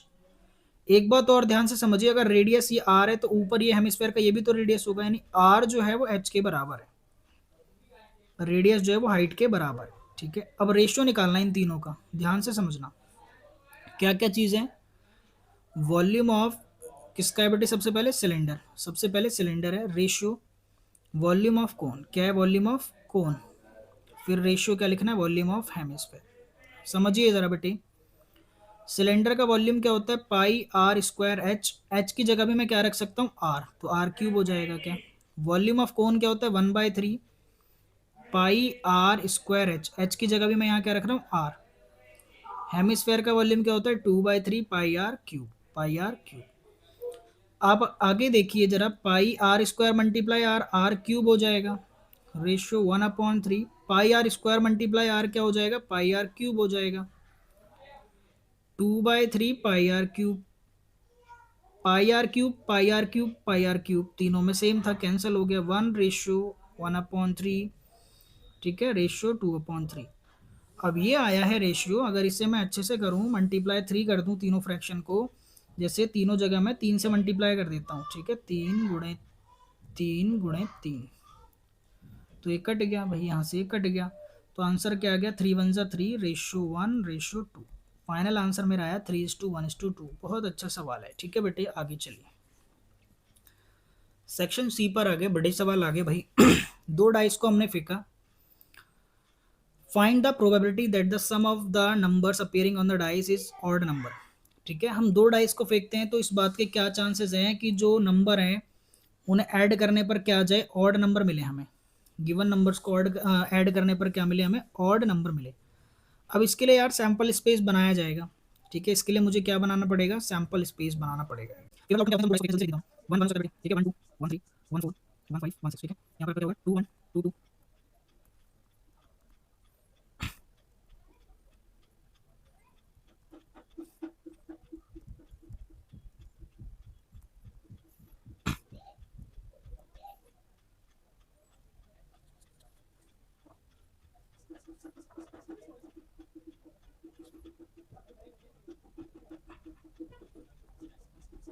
तो बेटे ये फेवरेबल आउटकम होते हैं जब आप दो डाइस को फेंकते हैं, ठीक है। तो पूछ रहे हैं ऑड नंबर आने के चांसेस क्या हैं, तो फॉर्मूला क्या होता है, टोटल आउटकम आपके 36 होते हैं। जब आप दो डाइस फेंकते हैं तो टोटल आउटकम 36 बनते हैं, ठीक है, सामने लिखे हुए हैं। ऑड नंबर कब आ रहा है, दो नंबर को जोड़ने पर, यहाँ पर कहाँ कहाँ ऑड मिल रहा है देखो, 2 और 1 को जोड़ा तो 3 आया, ऑड नंबर होता है। 1 और 4 को जोड़ा तो ऑड होता है, 1 और 6 को जोड़ा तो 7 आया, ऑड। यानी 1 2 और 3, ऊपर वाली लाइन में 3 मिल गए, ऐसे ही नीचे मिलेंगे, 2 और 1 3, 3 2 5, और यहाँ पर 5 2 7, 3 नीचे मिल गए। हर लाइन में 3 3 मिलेंगे, इसका मतलब टोटल मिल जाएंगे 18। तो आंसर आ गया 18 1 18, 18 2 36। तो बेटे आंसर कितना आ गया आपका, 1/2। ठीक है, सम जो है दोनों डाइस के नंबर को जोड़ने पर मतलब ऑड नंबर मिल जाए हमें जो 2 से डिवाइड ना हो, उसका जो टोटल फेवरेबल आउटकम होगा वो 18 होगा, यानी ऊपर 18 नीचे 36, तो 1/2 आंसर। आगे देखिए क्या बोला कि जोड़ने पर प्राइम नंबर आ जाए, दोनों डाइस के नंबर को जोड़ने पर कितना आ जाए बेटे, प्राइम नंबर आ जाए। तो देखो जरा प्राइम नंबर कहाँ कहाँ आ रहा है। प्राइम नंबर क्या क्या होते हैं पहले वो लिख देता हूँ मैं। प्राइम नंबर आपका 2 होता है, 3 होता है आपका, 5 होता है प्राइम नंबर, फिर 7 होता है आपका, 11, ये सारे प्राइम होते हैं, ठीक है। तो कहाँ कहाँ आ रहे हैं, एक तो ये हो गया, 2 आ रहा है, ठीक है। फिर क्या देख रहे हैं आप यहाँ पर, 4 और 1 5, 2 और 1 3, ठीक है, और ये 7, ऊपर वाली लाइन में 4 मिल गए प्राइम, 1 2 और ये 3 और एक ये 4, ऊपर वाली लाइन में 4 मिल गए, 5, ठीक है, 2 और 1 3 होगा ना भाई, तो प्राइम है, तो ये 5 नंबर हो गए अभी तक, 6 7, 7 के बाद ये 8, ठीक है, 8 के बाद ये 9, 9 9 9 9 10, ठीक है, 11, फिर ये 12, 5 2 7 होता है तो 12, टोटल 12 ही मिलेंगे, आप चाहे चेक कर लो टोटल कितने मिलेंगे आपको, 12। तो 12 बटे में कितना आएगा यहाँ पर 36। एक बार देख लेना कहीं ज़्यादा हो जाए भाई, यार ज़्यादा मिल रहे हैं 12 से मुझे लग रहा है, ठीक है देखो ज़रा। इसके आगे कुछ मैंने छोड़ दिया, ये रहा यार 6 और एक 7, ठीक है ये भी तो है, 13 हो गए, 6 5 11 भाई, 14 हो गए, और ये रहा 6 5 11 है, नहीं 15 है भाई, 12 नहीं है 15 है, ठीक है गलती कर दी हमने। टोटल 15 है भाई, तो 15 आएगा, तो ऊपर नीचे कैंसिल आउट करो, 3 5 जा 15 और 8 3 12 जा 36, 5/12 आएगा सेकंड का आंसर, ठीक है। एक बैग में 10 रेड बॉल हैं, 5 ब्लू हैं और 7 ग्रीन हैं। एक बॉल को हमने रैंडमली निकाला, तो इस बात के क्या चांसेस हैं कि आपकी जो बॉल है वो रेड बॉल होगी। टोटल बॉल कितनी होगी, 10 5 15, 15 और 7 22, तो नीचे तो 22 ही आएगा। 22 में से रेड कितनी है, कितनी है रेड, 10, तो 10/22 आ गया आंसर, काट दो इसे, 2 पंजे 10 और 11, 5/11 आ गया। ग्रीन बॉल आने के क्या चांसेस है बेटे, ग्रीन बॉल, टोटल बॉल कितनी है 22, ग्रीन कितनी है इसमें से 7, ठीक है, तो 7/22। Not a blue ball, blue ball ना आए, इस बात के क्या चांसेस है, अगर ब्लू बॉल ना आए तो कौन सी आवे, रेड और ग्रीन आएगी, तो 7 और 10 कितने हो गए 17, 17/22। ब्लू बॉल नहीं चाहिए ना, मतलब उसके अलावा वाली चाहिए। Prove that √3 + √5 is an rational number, अगर इसे प्रूव करना है तो सबसे पहला काम क्या होगा बेटे, मुझे इसे क्या मानना पड़ेगा, एक रैशनल नंबर मानना पड़ता है ना। मैं सब कुछ ज़्यादा चीज़ें लिखवाऊंगा नहीं, क्योंकि आपको पहले मैं पढ़ा चुका हूँ, ठीक है। Let the given number B rational number, दिए गए नंबर को रैशनल मानते हैं हम, तो रैशनल मानेंगे यानी इसे हम p/q फॉर्म में लिख सकते हैं। √3 + √5 को हम क्या लिख सकते हैं, p/q फॉर्म, ठीक है लिख दिया। और ये जो p और q होते हैं को प्राइम इंटीजर होते हैं, यानी इनका HCF 1 होता है, यानी 1 के अलावा इनका कोई कॉमन फैक्टर नहीं होता, कोई इन्हें डिवाइड नहीं कर सकता। p एंड q आर को प्राइम, ये बहुत इंपॉर्टेंट लाइन है, p एंड q क्या है बेटे, को प्राइम। आगे चलिए, अब मैं क्या करता हूँ, √5 को यहीं पर रहने देता हूँ बेटे, और ये जो p/q है इसमें से √3 को ले जाके माइनस कर रहा हूँ, ठीक है। देन अगले स्टेप में बोथ साइड स्क्वायरिंग करने जा रहा हूँ, स्क्वायरिंग बोथ साइड, ठीक है। √5 का इधर स्क्वायर करूंगा और इस साइड में p/q माइनस √3 का स्क्वायर करूंगा, ठीक है। मैं इजीएस्ट वे बता रहा हूँ आपको। जब स्क्वायरिंग कर लेंगे तो क्या हो जाएगा बेटे, यहाँ पर स्क्वायर करेंगे तो कट जाएगा, यहाँ पर 5 आ जाएगा, ठीक है। और इस साइड में क्या आएगा, a - b का होल स्क्वायर लग जाएगा, यानी a² हो जाएगा, प्लस b² √3 का क्या होगा 3, माइनस 2ab, यानी बेटे यहाँ पर क्या आ जाएगा 2p/q, और b कितना है 3, √3 सॉरी, ठीक है। तो ये आया हमारा पूरा 3 को ना, इसमें से √3 जो है उसे आइसोलेट कर लेते हैं, यानी एक साइड कर लेते हैं, ठीक है। ये पूरा जो नेगेटिव नंबर है माइनस का, इससे एक साइड ले आते हैं लेफ्ट में, क्योंकि इरेशनल को हमें अलग करना होता है। तो 2√3 और ये p/q, इस पूरे को लेफ्ट में ले आए हम, p² / प्लस 3 इधर छोड़ा और -5 उधर चला गया। ध्यान से समझना बेटे अब क्या हो रहा है देखो, ठीक है। -2 बचेगा ना, 3 में से 5 जाएगा तो, ठीक है। डायरेक्टली लिख दूँ क्या मैं यहाँ पर, एक स्टेप बचा लूँ क्या अपना, चलो मैं लिख देता हूँ आपके लिए, दोबारा लिख देता हूँ, ठीक है। 2/√3 p/q इक्वल्स टू p²q², यहाँ पर माइनस का 2 बचेगा, ठीक है, अपॉन में 1, क्रॉस मल्टीप्लाई कर लूँगा मैं इसे बेस सेम करने के लिए, ठीक है बेटे। क्या करूँगा, क्रॉस मल्टीप्लाई, ये देखिए इधर मैंने 2√3 छोड़ा, ठीक है। यहाँ पर क्या हो गया आपका, अच्छा p/q भी तो है, p/q भी तो है इधर यार, ठीक है। क्रॉस करेंगे 1 × p हो जाएगा p, 2 × q² क्या हो जाएगा 2q², अपॉन में q² × 1 q² हो जाएगा, ठीक है। यहाँ पर आप देख रहे हैं एक q² से एक q तो कैंसल आउट हो गया, ठीक है। चलिए आगे देखिए, इधर की साइड रब कर दूँ क्या मैं, नोट कर लिया होगा आपने, ठीक है, कर लेना जरूर भाई, वीडियो को पॉज कर लिया करो। आगे देखो जरा, यहाँ पर आ गया हम इधर,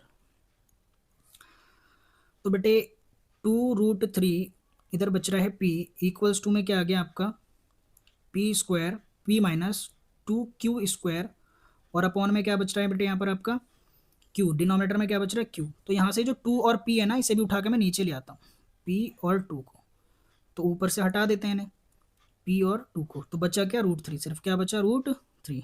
देखो क्या हो गया भाई फंडा, आप देख रहे हो आप यहाँ पर क्या करा हमने, हमारा जो एक्सप्रेशन है वो क्या आ गया, √3 equals to this given number, और ये जो नंबर है वो p/q फॉर्म में, यानी ये तो रैशनल है, राइट साइड पूरी रैशनल बना दी हमने। और ये जो लेफ्ट साइड है आप जानते हैं √3 is already a irrational number, √3 already क्या होता है, एक इर्रेशनल नंबर होता है, ठीक है बेटे। तो यहाँ आपको स्टेटमेंट लिखना पड़ेगा कि √3 is already a irrational number, या अगर आपको प्रूव भी करना है तो √3 का अलग से आप प्रूव भी कर सकते हो, ऐसा भी कर सकते हो। 3 नंबर में वैसे इतना इनफ है जितना हमने कर दिया, ठीक है बेटे। तो √3 can never be equal to a rational number, ठीक है। This result comes due to contradiction, ठीक है, गलती से हुआ है भाई, हमारी जो अजम्पशन है ना वो गलत थी। We know that √3 is an irrational number, this contradiction arose from our initial assumption that √3 plus √5 is rational. इससे हमने रैशनल माना, हमारी गलती थी। इसका मतलब सही बात क्या है कि ये क्या है, इरेशनल है, ठीक है। तो कुल मिला के √3 को हमने अलग कर लिया, या आप चाहते तो √5 को अलग कर लेते, ठीक है। आगे चल रहे हैं, अगला सवाल क्या है, prove that the tangent drawn at the ends of the diameter of a circle are parallel. बहुत आसान सवाल, देखो कराते हैं जल्दी से। एक सर्कल बना लिया, ठीक है। अब इसके एंड्स पर ना हमने दो टेंजेंट बना दिए, ये, ठीक है।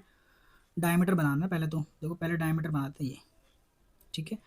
ये सेंटर है और ये डायमीटर है। तो डायमीटर के एक एंड पर ये वाला टेंजेंट बना दिया हमने, और एक एंड पर ये वाला टेंजेंट बना दिया। अब समझना जरा, इस बात को ध्यान से समझना भाई। आप यार ये सभी जानते हो, क्या जानते हो कि यहाँ पर जो एंगल बनता है इस जगह पर पॉइंट ऑफ कांटेक्ट पे, वो 90 डिग्री बनता है। इस वाले पॉइंट ऑफ कांटेक्ट भी एंगल कितना बनेगा, 90 डिग्री, ठीक है। क्लास 9th में आपने क्या पढ़ा है कि दो लाइंस के बीच में जो लाइन होती है उसे ट्रांसवर्सल बोलते हैं। जैसे ए बी मान लेता हूँ मैं इस डायमीटर को, तो ए बी यहाँ पर डायमीटर का काम कर रहा है, और ट्रांसवर्सल का भी, इसे पी क्यू और आर एस बोलता हूँ लाइन को, ठीक है। तो क्या होगा बेटे, A B is transversal of, A B is transversal of P Q and R S. P Q और आर एस का ना ट्रांसवर्सल का काम कर रहा है ए बी, ठीक है।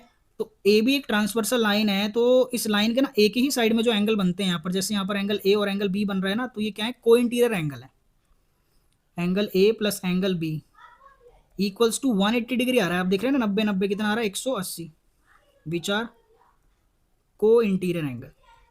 तो बेटे कभी भी अगर को इंटीरियर का सम, को इंटीरियर एंगल का सम 180 डिग्री आ जाएगा ना, तो इसका मतलब क्या है कि जो गिवन लाइन्स है वो पैरेलल है। 180 कब आता है, जब लाइन्स क्या होती हैं, पैरेलल होती हैं। तो यही हमें यहाँ पर रीजन लिखना है, सीधा सीधा, ठीक है। सीधा सीधा यही रीजन लिखोगे कि एंगल ए प्लस बी जो है वो 180 डिग्री है। Therefore P Q and R S R parallel.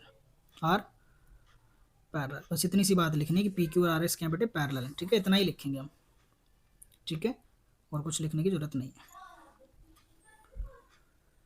In figure A B is the diameter of the circle A C, ठीक है। फिगर थोड़ा सा अच्छा नहीं दिख रहा, फिर भी आप क्लियर थोड़ा हो रहा होगा, थोड़ा बहुत देखो जरा।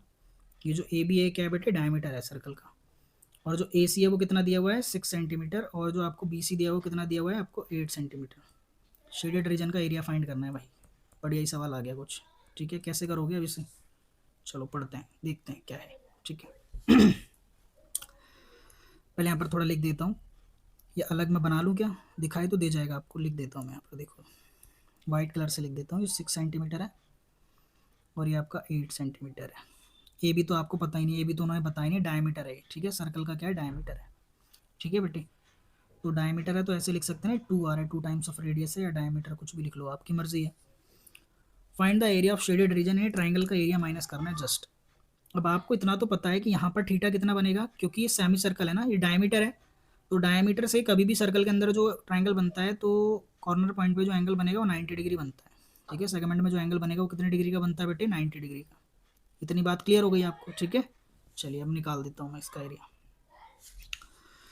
क्योंकि 90 डिग्री है तो इसका मतलब सामने वाली जो साइड है वो हाइपोटेन्यूज होगी, और ये बेस हो जाएगा, और ये परपेंडिकुलर। तो ध्यान दीजिए, यहाँ जो डायमीटर का स्क्वायर है, वाइट कलर नहीं दिख रहा इस पर, डायमीटर का स्क्वायर है वो किसके बराबर होगा, 6 का स्क्वायर प्लस 8 का स्क्वायर, ठीक है। वैसे निकालने की जरूरत नहीं है, मैं ट्राइंगल का एरिया माइनस पर रेडियस पता लगाना है ना, बस इतनी सी बात है। चलो 6 का स्क्वायर 36 होता है, और 8 का स्क्वायर क्या होता है, 64। 36 और 64 100 हो गया, यहाँ आ गया 100।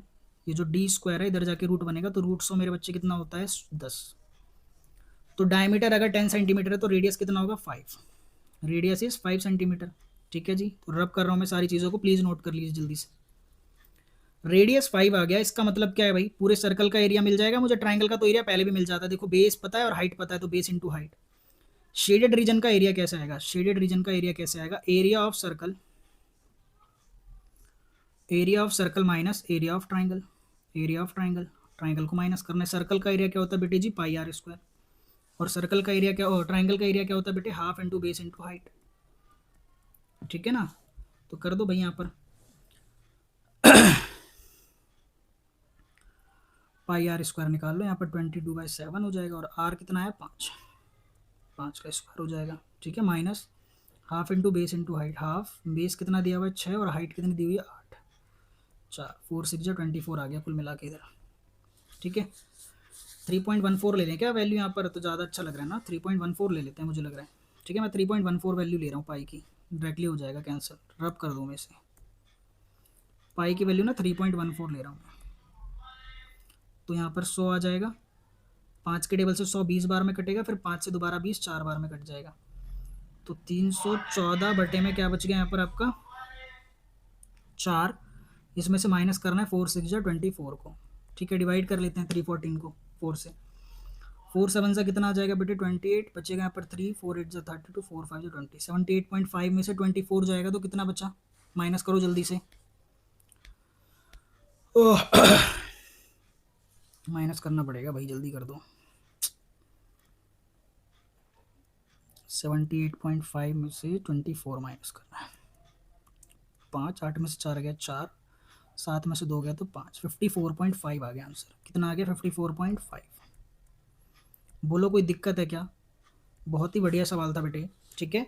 ट्राइंगल जो दिया था ये पता लगाना जरूरी था कि सेमी सर्कल में जब भी ट्राइंगल बनता है ना डायमीटर से तो बेटे 90 डिग्री बनता है एंगल, तो 90 डिग्री था मतलब ये बेस और ये हाइट, तो ट्राइंगल का एरिया तो half into base into height से आ गया, और सर्कल का पूरा एरिया कैसा है हमने रेडियस फाइंड कर लिया ना, हाइपोटेन्यूज आ गया था अपना, डी आ गया था पूरा का पूरा 10, तो आधा होगा तो रेडियस आ जाएगा 5 आ गया, तो पूरे सर्कल में से ट्राइंगल हटा दिया तो जो ब्लैक वाला एरिया है शेडेड वाला वो मिल गया मुझे, क्लियर है क्या, चलिए आगे बढ़ते हैं।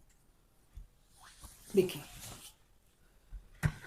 क्वेश्चन नंबर 30 बेटे आ गए, क्वेश्चन नंबर 30 पर आ चुके हैं, ठीक है, सॉल्व करते हुए चीजों को, from a point on the ground the angles of the elevation of the bottom and the top of the tower fixed at the top of 20 metre high building are 30 degree and 45 degree respectively, find the height of the tower, ठीक है।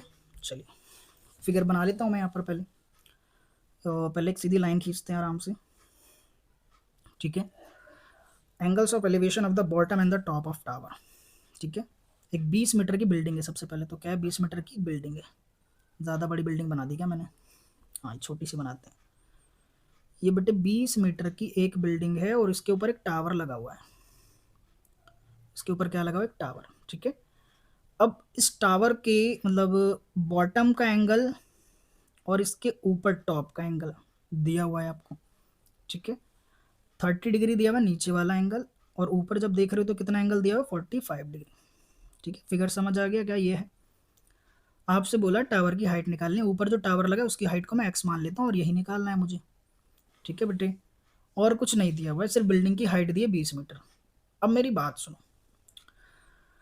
Bottom की बात करें tower या building की तो दोनों से डिस्टेंस इस पॉइंट का बराबर है, ये जो ए है ये बी है, और इसे मान लेते हैं ऊपर वाले को पूरे सी और बीच वाले को डी मान लेते हैं इस पॉइंट को, ठीक है।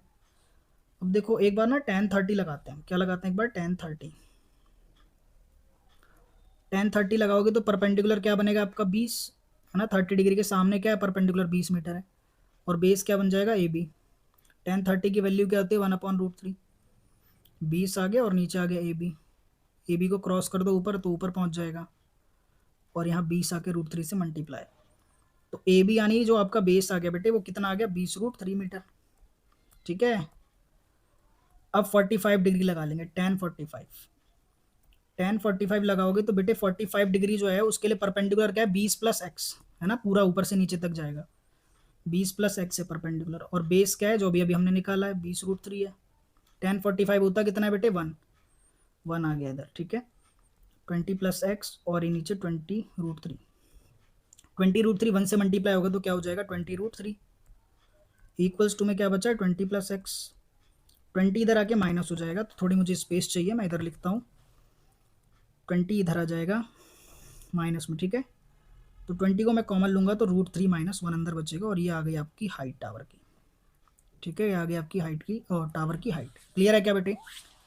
अरे ये जो 20 आएगा ना इधर, ठीक है, तो दोनों में से 20 बाहर निकाल लूंगा ना मैं, तो √3 माइनस 1 अंदर बचेगा, क्लियर है क्या, बहुत आसान सवाल था यार ये तो, है ना, 3 नंबर में बिल्कुल ईजी क्वेश्चन दिया हुआ था। आगे चलें क्या, ज़रा नोट करो ज़रा ये, ठीक है, पेन थोड़ा मैं सही कर लेता हूँ यहाँ पर, क्वेश्चन पढ़ो ज़रा, पेन वर्क नहीं कर रहा पता नहीं क्यों।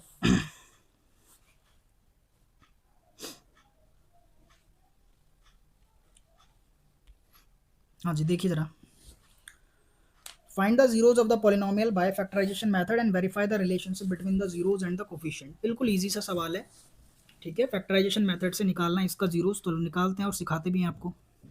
5x² प्लस 12x प्लस 7, ठीक है बेटे। सबसे पहला स्टेप क्या होता है फैक्टराइजेशन मेथड में, पहले और लास्ट टर्म को मल्टीप्लाई करना है। 7 5 से कितना हो जाएगा 35। अब ये जो नंबर आया ना 35 से फैक्टराइज कर लो, जो नंबर आया 35 से क्या कर लो फैक्टराइज। 5 7 जा 35, 7 1 जा 7। फैक्टराइज करने के बाद जो नंबर आए हैं उनका इस्तेमाल करके मुझे बीच वाला नंबर बनाना है कैसे भी। ये जो नंबर आए 5 और 7 इनका यूज करके 12 बनाना है। तो 7 और 5 का कैसे यूज करें, जोड़ें। 7 और 5 को जोड़ोगे तो कितना आएगा 12, ठीक है बेटे, और गुणा करोगे तो 35 आएगा। बिल्कुल आसान सी इक्वेशन दी है। तो 5x² एज इट इज रहेगा, हमेशा मैं कहूँगा ब्रैकेट में आप ब्रेक करें, यानी ऐसे, ठीक है। 5x प्लस 7x, ठीक है 12x हो रहा है तो इसलिए हमने तोड़ दिया इसे ऐसे। तो 5x², अब ब्रैकेट को खोलें, क्योंकि माइनस होता है तो ये हेल्प करता है, फिलहाल तो कोई दिक्कत नहीं है क्योंकि प्लस है। अब ये दो दो के पेयर बना लो, दो दो के पेयर में कॉमन क्या आएगा, दोनों में 5 कॉमन है, देखो ये 5 और ये रहा 5, और x और एक x, तो 5x बाहर निकाला मैंने। तो पहले में से 5x बाहर निकाला तो सिर्फ x बचेगा और यहाँ कुछ नहीं बचा, नहीं 1। अगले में से बेटे मैंने 7 बाहर निकालना है, 7 निकाला तो यहाँ के बचेगा x, और यहाँ से 7 निकला तो कुछ नहीं, यानी 1। बाहर बाहर से क्या है 5x प्लस 7, बराबर रख दो 0 के। अंदर अंदर से क्या है x प्लस 1, इसे भी बराबर रख दो 0 के। बेटे 7 जाएगा उधर माइनस और 5 नीचे आ जाएगा क्योंकि प्रोडक्ट में है, तो x की वैल्यू आ गई -7/5, दैट इज अल्फा। यहाँ से x में -1 आया और ये क्या है आपका बीटा। तो अल्फा बीटा मिल गया आपको, जीरोज मिल गए क्या। रिलेशन वेरीफाई करने के लिए बोल रहे हैं तो जल्दी से इसे नोट कर लो, फिर रिलेशन वेरीफाई करना सिखा देते हैं आपको। देखो जरा कैसे वेरीफाई करोगे रिलेशन। बेटे रिलेशन वेरीफाई करने का मतलब है कि सम ऑफ जीरोज और product of zeros. Sum of zeros मतलब अल्फा प्लस बीटा क्या होता है, -b/a होता है। प्रोडक्ट ऑफ जीरोज यानी अल्फा इंटू बीटा क्या होना चाहिए बेटे, c/a। ए क्या होता है, एक्स के आगे का नंबर, बी 12 है और सी यहाँ पर 7 है। अल्फा कितना है मेरा -7/5 रख दिया मैंने। बीटा मेरा कितना है -1 मैंने यहाँ पर रख दिया, माइनस का साइन लगाया, और बी कितना है 12, ठीक है पुट कर दिया, और ए कितना दिया मुझे 5। नीचे कुछ नहीं, क्रॉस करते हैं। -7 हो गया इधर, और 5 1 जा 5 माइनस का, -7 और -5 कितना हो गया ऊपर, माइनस का 12, और नीचे 5 1 5 क्रॉस करके आ गया। इधर भी क्या आ गया -12/5। तो वेरीफाई हो गया सम। अल्फा है -7/5, ठीक है रख दिया। बीटा कितना है -1, ठीक है। सी कितना है यहाँ पर 7, देखो सी 7 दिया है, और ए कितना दिया बेटे 5। 7 1 जा 7, माइनस से माइनस कट गया, 7/5, और इधर भी 7/5। ये कर दिया मैंने, रिलेशन भी वेरीफाई, और 3 नंबर मिल गए आपको, ठीक है। और पार्ट में जो दिया उसे जल्दी से पढ़ो और जल्दी से करो मेरे साथ के साथ, फटाफट पढ़ो। रब कर रहा हूँ मैं, जब तक पढ़ लो भाई।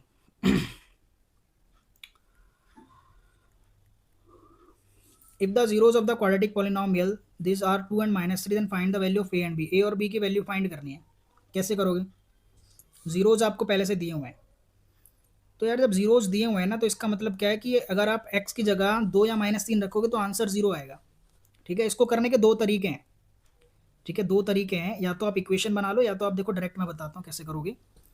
आप ये लगा लो रिलेशन। आपको पता है ना बेटे अल्फा इंटू बीटा क्या होता है, अल्फा इंटू बीटा क्या होता है, c/a।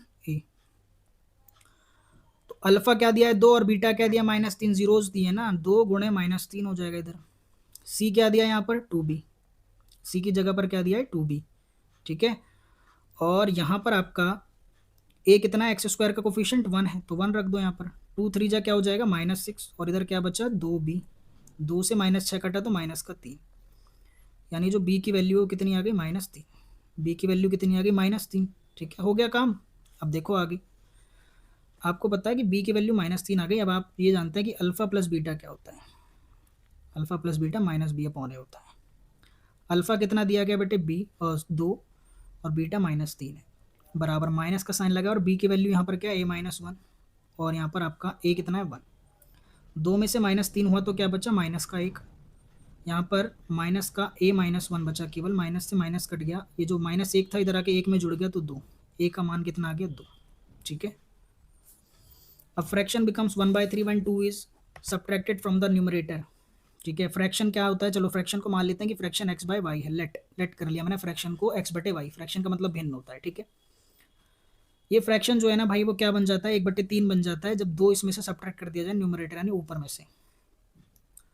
ऊपर अगर इसमें से 2 घटा दिया जाए x में से, ठीक है, ऊपर से, तो यहाँ पर जो आंसर आ जाएगा ये क्या बन जाएगा, फ्रैक्शन 1/3 बन जाएगा। ठीक है, पहला तो ये हो गया, न्यूमरेटर का मतलब है ना ये पूरा ऊपर। ठीक, and it becomes 1/2 when 1 is subtracted from the denominator. इसी x अपॉन वाई में नीचे से क्या माइनस कर दिया हमने, 1, तो ये क्या बन जाएगा, 1/2। ठीक है, तो आपको बताना है फ्रैक्शन क्या है। दो इक्वेशन बन गई, बना लेते हैं, क्रॉस कर दो पहले ने। 3 × x क्या होगा बेटे, 3x, और 3 × 2 = 6, वाई है, वाई हो जाएगा। वाई को इधर लेके आओ, माइनस हो जाएगा, और 6 को इधर पकड़ लो तो प्लस।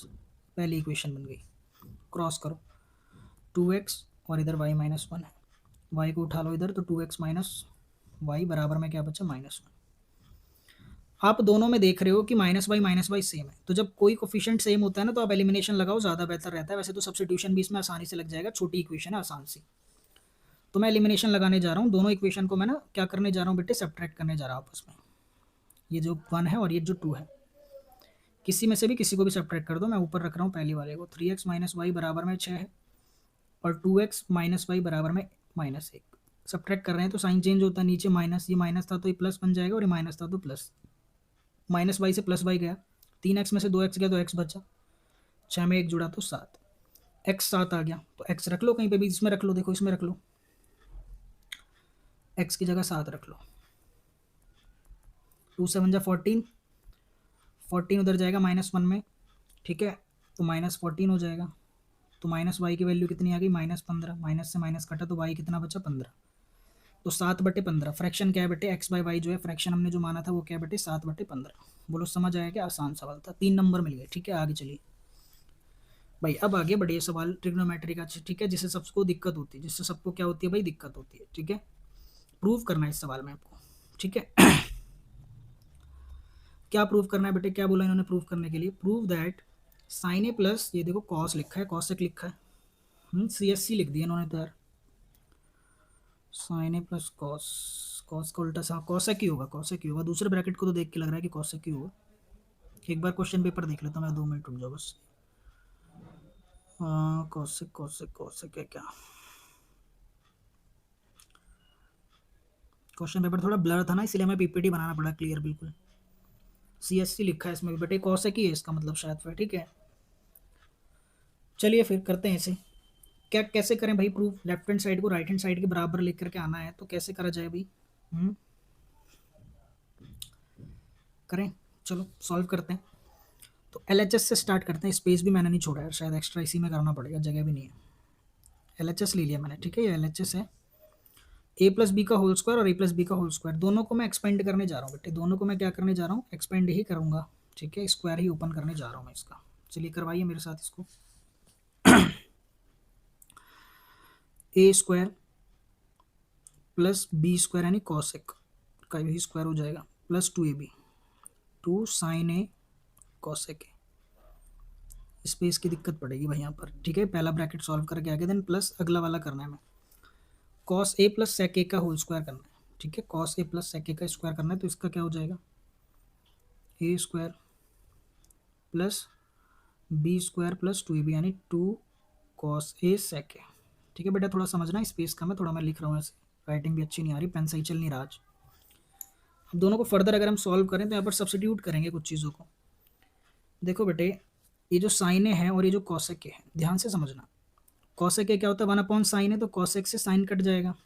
कॉस जो होता है वो सेक का उल्टा होता है, तो सेक को मैं क्या लिख दूंगा, 1/cos, तो 1/cos, कॉस से कॉस सेक। ठीक है, ये समझ आया है नहीं, देखो इधर समझा दे रहा हूँ मैं, स्पेस कम है भाई, sine A into cosec A है, यही तो है ये। तो साइन ए को साइन ए रखेंगे, कॉसेक ए को क्या लिख सकते हैं, 1/sin लिख सकते हैं कि नहीं, तो साइन से साइन कट गया। ठीक है, 2 बचा सिर्फ, समझ गए आप, समझ गए आप। ठीक है, चलो अब जो बचा वो जल्दी से लिखवाओ यार, sin² a + cos² a, plus में 2 बचा है, और इधर आगे क्या बचा, cos² a + sec² a, plus में 2, sin² a, और ये जो cos² a है कहाँ गया, ये रहा ये रहा ये रहा, ये 1 बन जाता है, क्या बन जाता है, 1। sin² a + cos² a 1 होता है, देखो मैं दिखा देता हूँ भाई, ये वाला sin² a और cos² a क्या होता है, 1 होता है, तो 1 लिख दिया इसकी जगह पर, क्या लिख दिया, 1, ये 1 लिख दिया। प्लस में ये 2 और ये जो 2 था, 2 और 2 इन्हें इकट्ठा कर लिया, 5 हो गया भाई, बच क्या रहा है, कॉसेक स्क्वायर ए प्लस में सेक स्क्वायर ए, बस ये बच रहा है ना। अच्छा जी, तो क्या करें भाई, कॉसेक स्क्वायर को अब कैसे लिखें, क्या लिखें। आप जानते हो कॉसेक स्क्वायर का एक फॉर्मूला होता है, यहाँ साइड में लिख रहा हूँ मैं, कॉसेक स्क्वायर का एक फॉर्मूला होता है 1 + कॉट स्क्वायर है, 1 + कॉट स्क्वायर है। और ऐसे ही सेक स्क्वायर का फॉर्मूला होता है 1 + tan स्क्वायर है। हो गया आपका, 1 2 और 2 5 हो गया। प्लस कॉसेक को लिख सकते हैं 1 + कॉट स्क्वायर है, और सेक को लिख सकते हैं 1 + tan स्क्वायर है। 5 और 1 6 और 1 7, 7 हो गया। 7 + कॉट स्क्वायर ए ऐसे ही रहेगा और tan स्क्वायर ऐसे ही रहेगा। ठीक है, हो गया प्रूफ बेटे, राइट हैंड साइड आ गया। क्या क्या मिल गया हमें, राइट हैंड साइड, ये चीज़। ठीक है, तो इस तरीके से हमारा आंसर आ गया। क्लियर है बेटे, ठीक है। रब करने जा रहे हैं, जल्दी से यहाँ पर नोट कर लीजिए, रब करने जा रहे हैं, फटाफट नोट करिए, अगले क्वेश्चन को देखने जा रहे हैं जल्दी से। अगला क्वेश्चन बिल्कुल आसान है यार, अगर ऊपर वाला किसी को नहीं आया होगा ना तो नीचे वाला तो पक्का कर लेगा कोई भी। ठीक है, देखो जरा,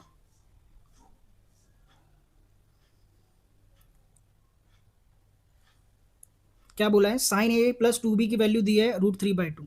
तो ये थीटा, ये एंगल है, तो साइन की वैल्यू √3/2 कब होती है, 60 डिग्री पर, है ना। यानी a + 2b की वैल्यू कितनी है, a + 2b किसके बराबर है, 60 के बराबर।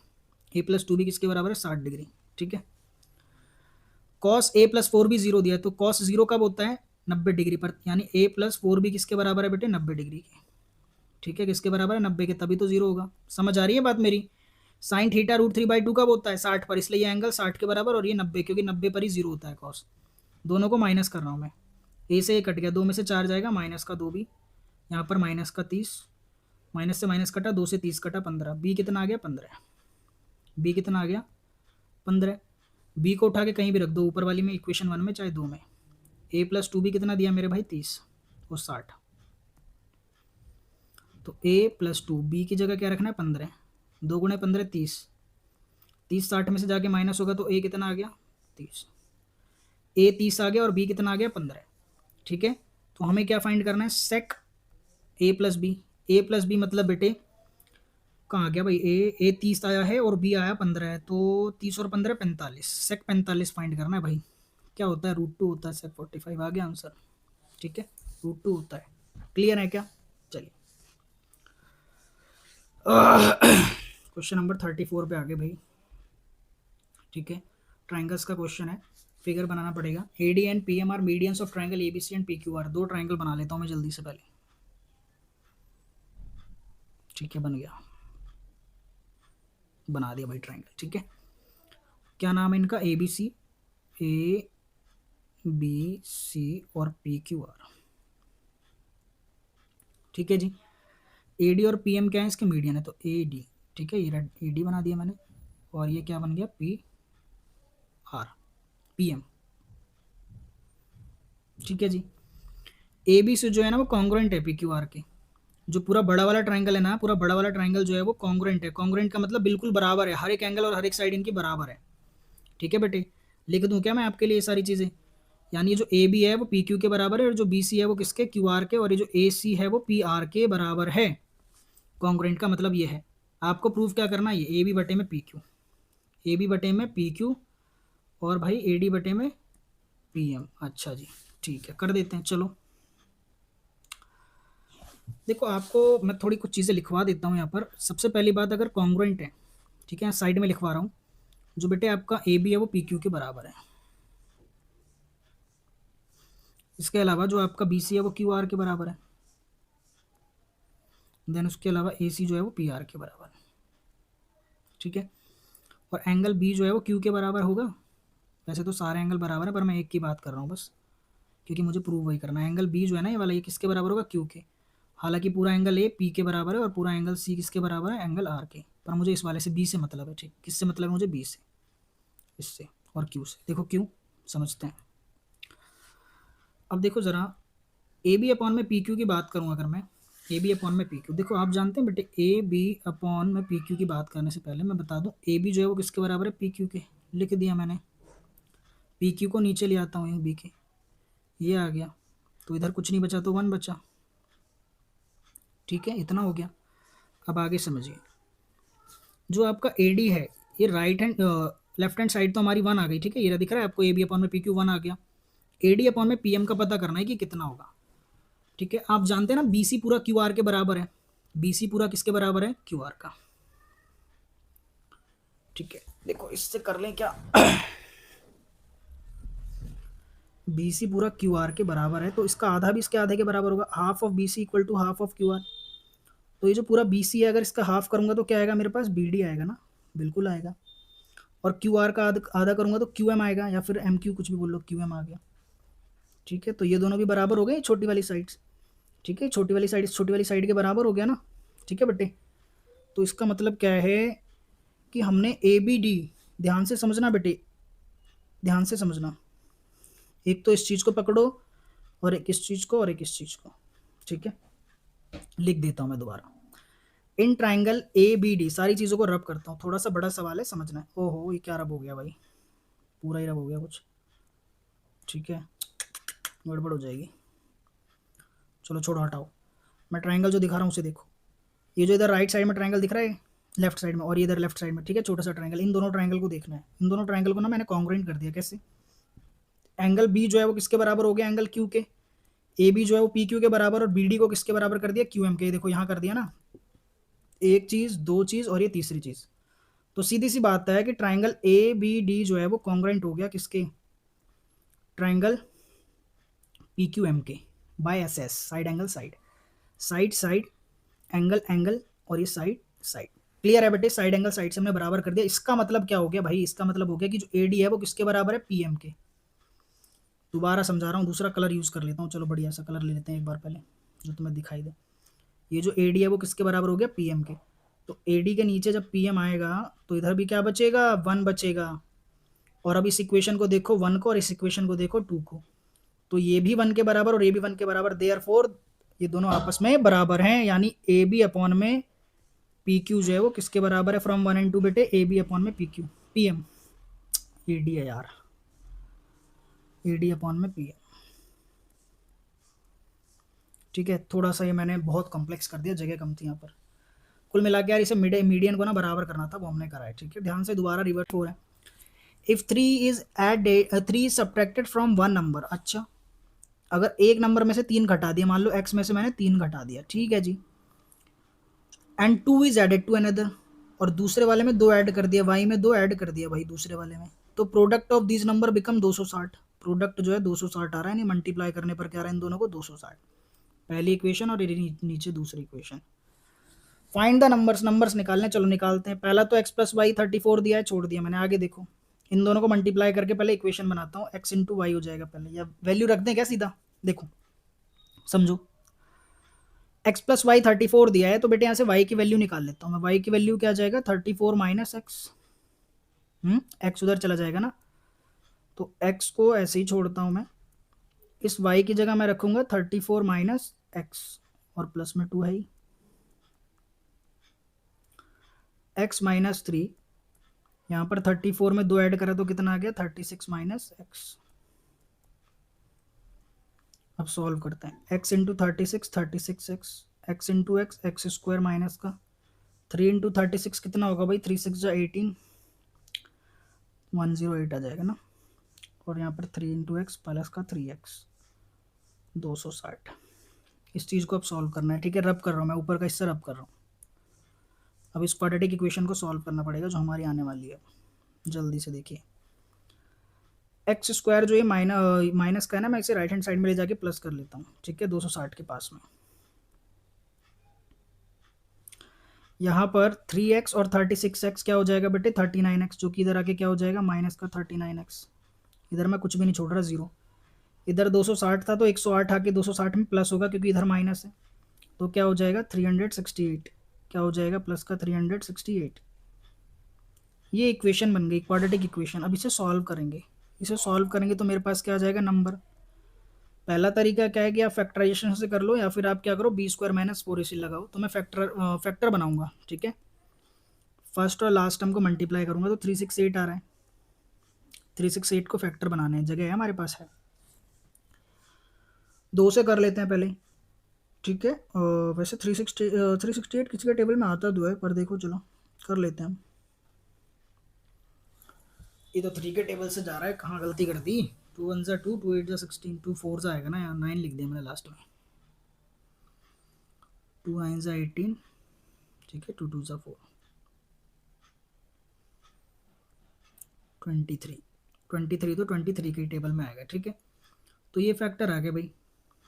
कैसे बनाए भाई, 30 क्या लाना है मुझे, सम करके बीच वाला नंबर लाना है 39, ठीक है बेटे। तो कैसे लाओगे 39, सम या कुछ भी करो आप, ठीक है, 39 तो लाना ही है। कैसे करें, 2 2 जा 4, 4 2 जा 8, 8 2 जा 16, और नीचे 23 बचा है। 16 और 23 को ऐड करना आ रहा है क्या, बिल्कुल आ रहा है, ठीक है, सही है। तो एक्स स्क्वायर बेटे, और यहाँ पर क्या आ जाएगा, माइनस का 16x और माइनस का 23x, माइनस माइनस प्लस हो गया 39 बन रहा है, बिल्कुल सही आया। कॉमन लेंगे अब चीज़ों को, यहाँ पर x कॉमन लिया तो x माइनस 16 बचा, माइनस का 23 कॉमन लेंगे तो यहाँ भी x माइनस 16 अगले ब्रैकेट में बच जाएगा, ठीक है। x माइनस 23 को 0 के बराबर रखो, और यहाँ पर x माइनस 16 को 0 के बराबर रखो। x की वैल्यू क्या आ गई 23, और एक x की वैल्यू क्या आ गई 16। हमें 2 नंबर फाइंड करने थे, तो बेटे एक नंबर हो गया 23, ठीक है। अगर x 23 होगा तो बाद वाला नंबर क्या होगा बेटे, देखो x की जगह 23 रख के 34 में से माइनस करोगे तो 16 आ जाएगा, y 16 आएगा। और अगर आपका x 16 लोगे आप, तो आपका y कितना आ जाएगा 23। मतलब 2 नंबर यही हैं, कोई सा भी आगे पीछे कर लो आप। क्लियर है क्या, चलिए नीचे वाला सवाल पढ़िए जल्दी से, जब तक मैं इसे रब कर रहा हूँ और पार्ट में जो दिया है। भाई कोई भी क्वेश्चन हम छोड़ नहीं रहे हैं, हर एक क्वेश्चन को कर रहे हैं। ऐसा नहीं है कि आपसे बोल देना कि आप होमवर्क में कर लेना, क्योंकि हम यहाँ सॉल्व कराने आए हैं आपको, ठीक है, समझाने आए चीज़ों को, तो करेंगे पूरा, ठीक है, पूरा हम करेंगे इसे सॉल्व। देखिए बेटे question number 35, x equal to 2, X की वैल्यू 2 दी है, is the common solution of the quadratic equation. दोनों में ये वेरीफाई कर रहा है, ठीक है। Find the values of A square और बी क्यूब। कैसे निकालोगे भाई, x की वैल्यू 2 दी है, सबसे पहले क्या करो, x को ना पुट कर दो आप किसी भी इक्वेशन में, फर्स्ट वाली में पुट कर रहा हूँ मैं इसमें। तो 2 का स्क्वायर हो जाएगा क्योंकि एक्स स्क्वायर है, प्लस a प्लस 10, यहाँ से a निकल जाएगा ना क्योंकि मेरा, और इस x की जगह 2 रख दो, ऊपर 3 इंटू ए इक्वल्स टू में 0। 2 का स्क्वायर 4, और यहाँ पर क्या आ जाएगा आपका a प्लस 10 इंटू में 2 है माइनस 3a है, इक्वल्स टू में क्या आ जाएगा 0, ठीक है। अच्छा चलो अंदर मल्टीप्लाई कर देता हूँ मैं, 2 इंटू ए 2a, 2 प्लस 10, 2 इंटू 10 20 हो जाएगा, और माइनस का 3 है इक्वल्स टू में 0। 20 और 4 24, माइनस 3a में से क्या गया 2a गया, तो a बचा माइनस का, और इधर माइनस का 24, माइनस से माइनस कट गया, a की वैल्यू 24 आ गई। बेटे जी a की वैल्यू कितनी आ गई 24, रब कर रहा हूँ मैं, a की वैल्यू 24 मार्क कर लीजिए पहले तो दिमाग में। a की वैल्यू मेरी 24 आ गई है, अब b की वैल्यू और पता लग जाए तो काम हो जाता, ठीक है। तो जो x की वैल्यू 2 है ना सेकंड इक्वेशन में, चलो पुट करते हैं, ठीक है। b आ जाएगा, कितना आसान दिया भाई, ये सेकंड वाला जो पार्ट है वो कितना आसान दे दिया आपको, है ना। ऊपर वाला छोड़ के कोई भी सेकंड वाला ही करेगा। 4b प्लस 2 प्लस में b बराबर में 0, तो 4 और b और एक 5 b हो गए, और ये जो 2 है इधर माइनस 2 हो जाएगा, b की वैल्यू क्या आ जाएगी -2/5, ठीक है। हम निकालना क्या, a square B cube, a square B cube निकालना है। तो a की वैल्यू मैंने क्या निकाली 24, तो 24 का स्क्वायर कर दो। b क्यूब का मतलब क्या है, -2/5 का क्यूब करना है, b की जगह रख दिया। सॉल्व कर लो इसे जल्दी से जब तक मैं रब कर रहा हूँ नीचे। देखिए बेटे ज़रा, 24 का जो स्क्वायर होता है वो क्या होता है 576, 576। 2 का क्यूब क्या होगा -8, और 5 का क्यूब 125, ठीक है जी। तो इसे सॉल्व कर लो, अगर नहीं भी सॉल्व करना तो इतना छोड़ दो आप, ठीक है। आंसर इसका, इसको 8 से अगर मैं मल्टीप्लाई करूँ तो माइनस का आंसर आएगा 4608, ठीक है, और नीचे 125 है। कैलकुलेटर से मैंने कर दिया बेटे ऊपर जल्दी से, ठीक है। नंबर 36 पर आ गए बेटे, केस बेस्ड का क्वेश्चन है, ठीक है। अंकित एक लड़का है जिसने 2005 में काम करना शुरू करा, ठीक है। 2005 में उसकी जो साल की सैलरी थी वो 5000 थी, एनुअल इनकम है इस साल की, और उसने 2020 तक काम करा। 2020 में उसकी सैलरी कितनी हो गई थी 8000, ठीक है, साल की।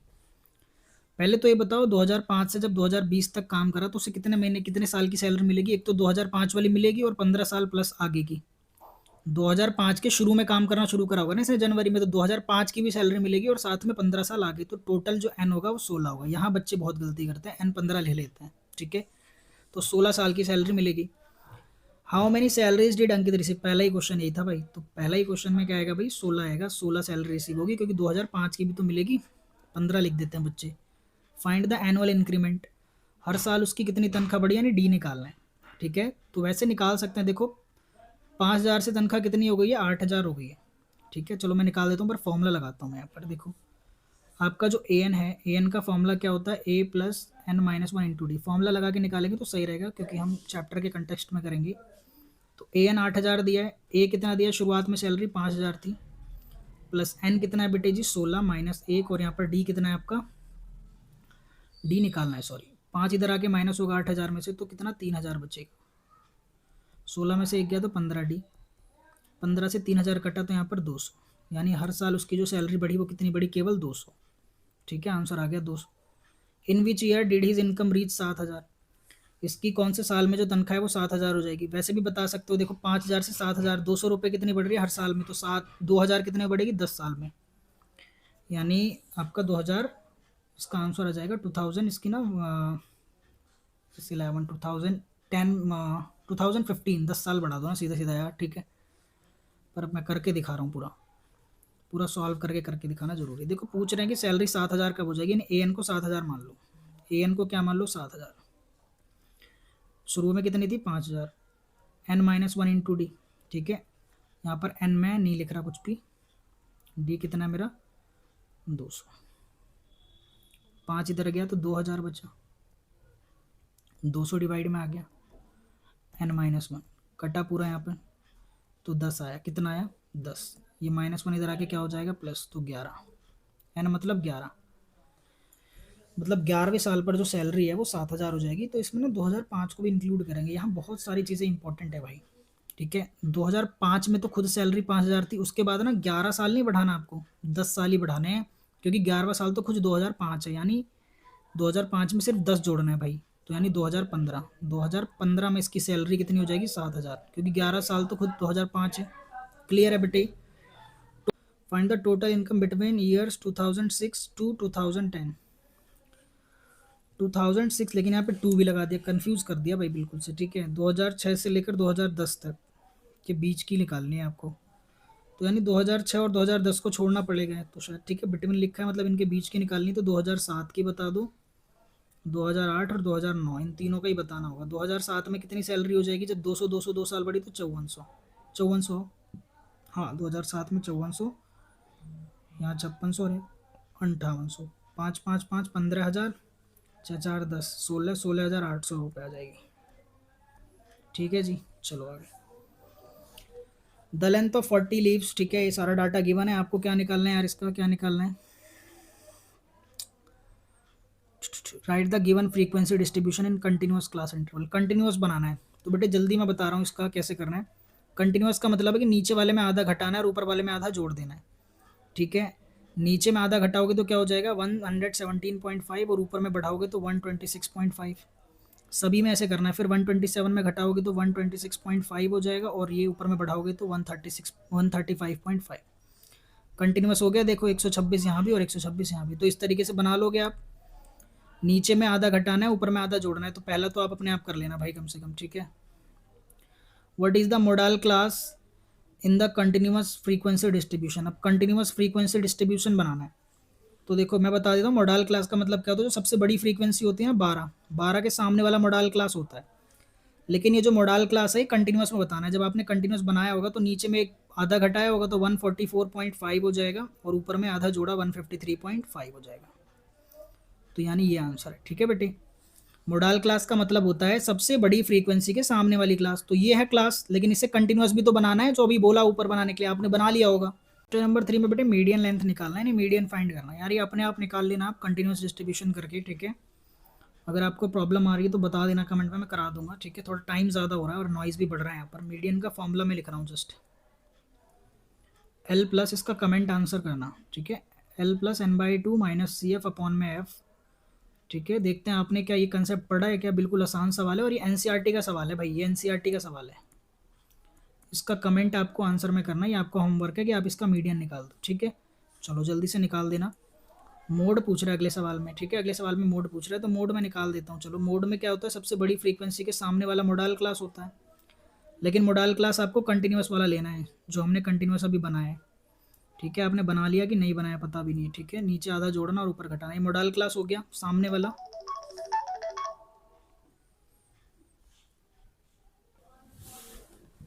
तो बेटे यहाँ पर ये वाला आपको लेना है मोडाल क्लास, ठीक है, कंटिन्यूस वाला।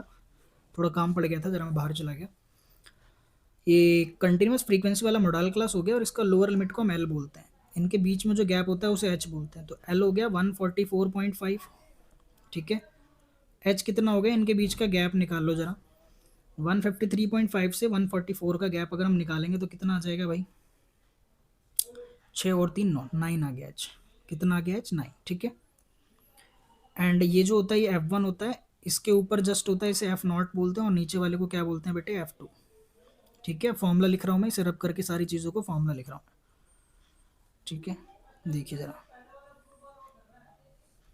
यहाँ पर जो मोड होता है ना वो क्या बनेगा बेटे, L plus F1 minus F0 upon में 2 times of F1 minus F0 minus F2, ठीक है, इंटू में H।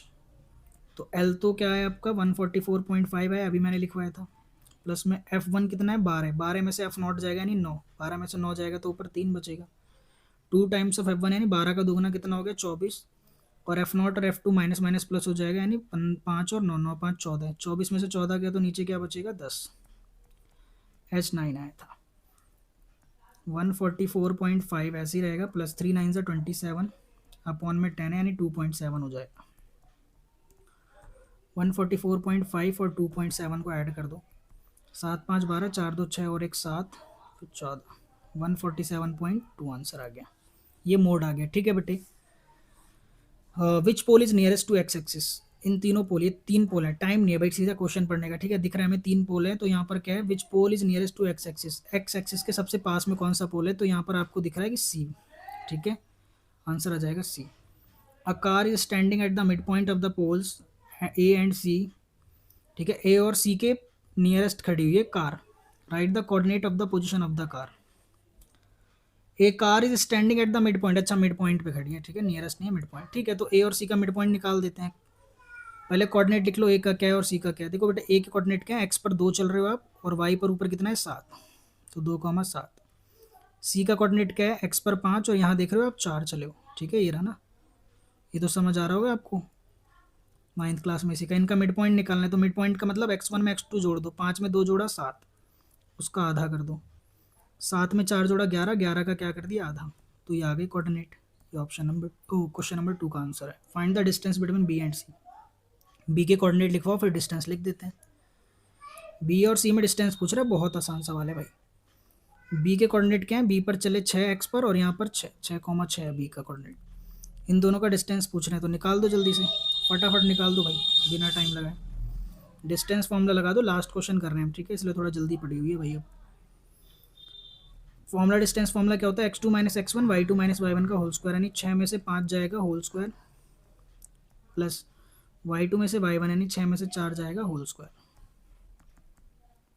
6 में से 5 गया 1, 6 में से 4 गया 2, 1 का स्क्वायर 1 और 2 का स्क्वायर गया 5, √5, बी सी क्या आ गया √5, ठीक है, बी सी क्या आ गया √5।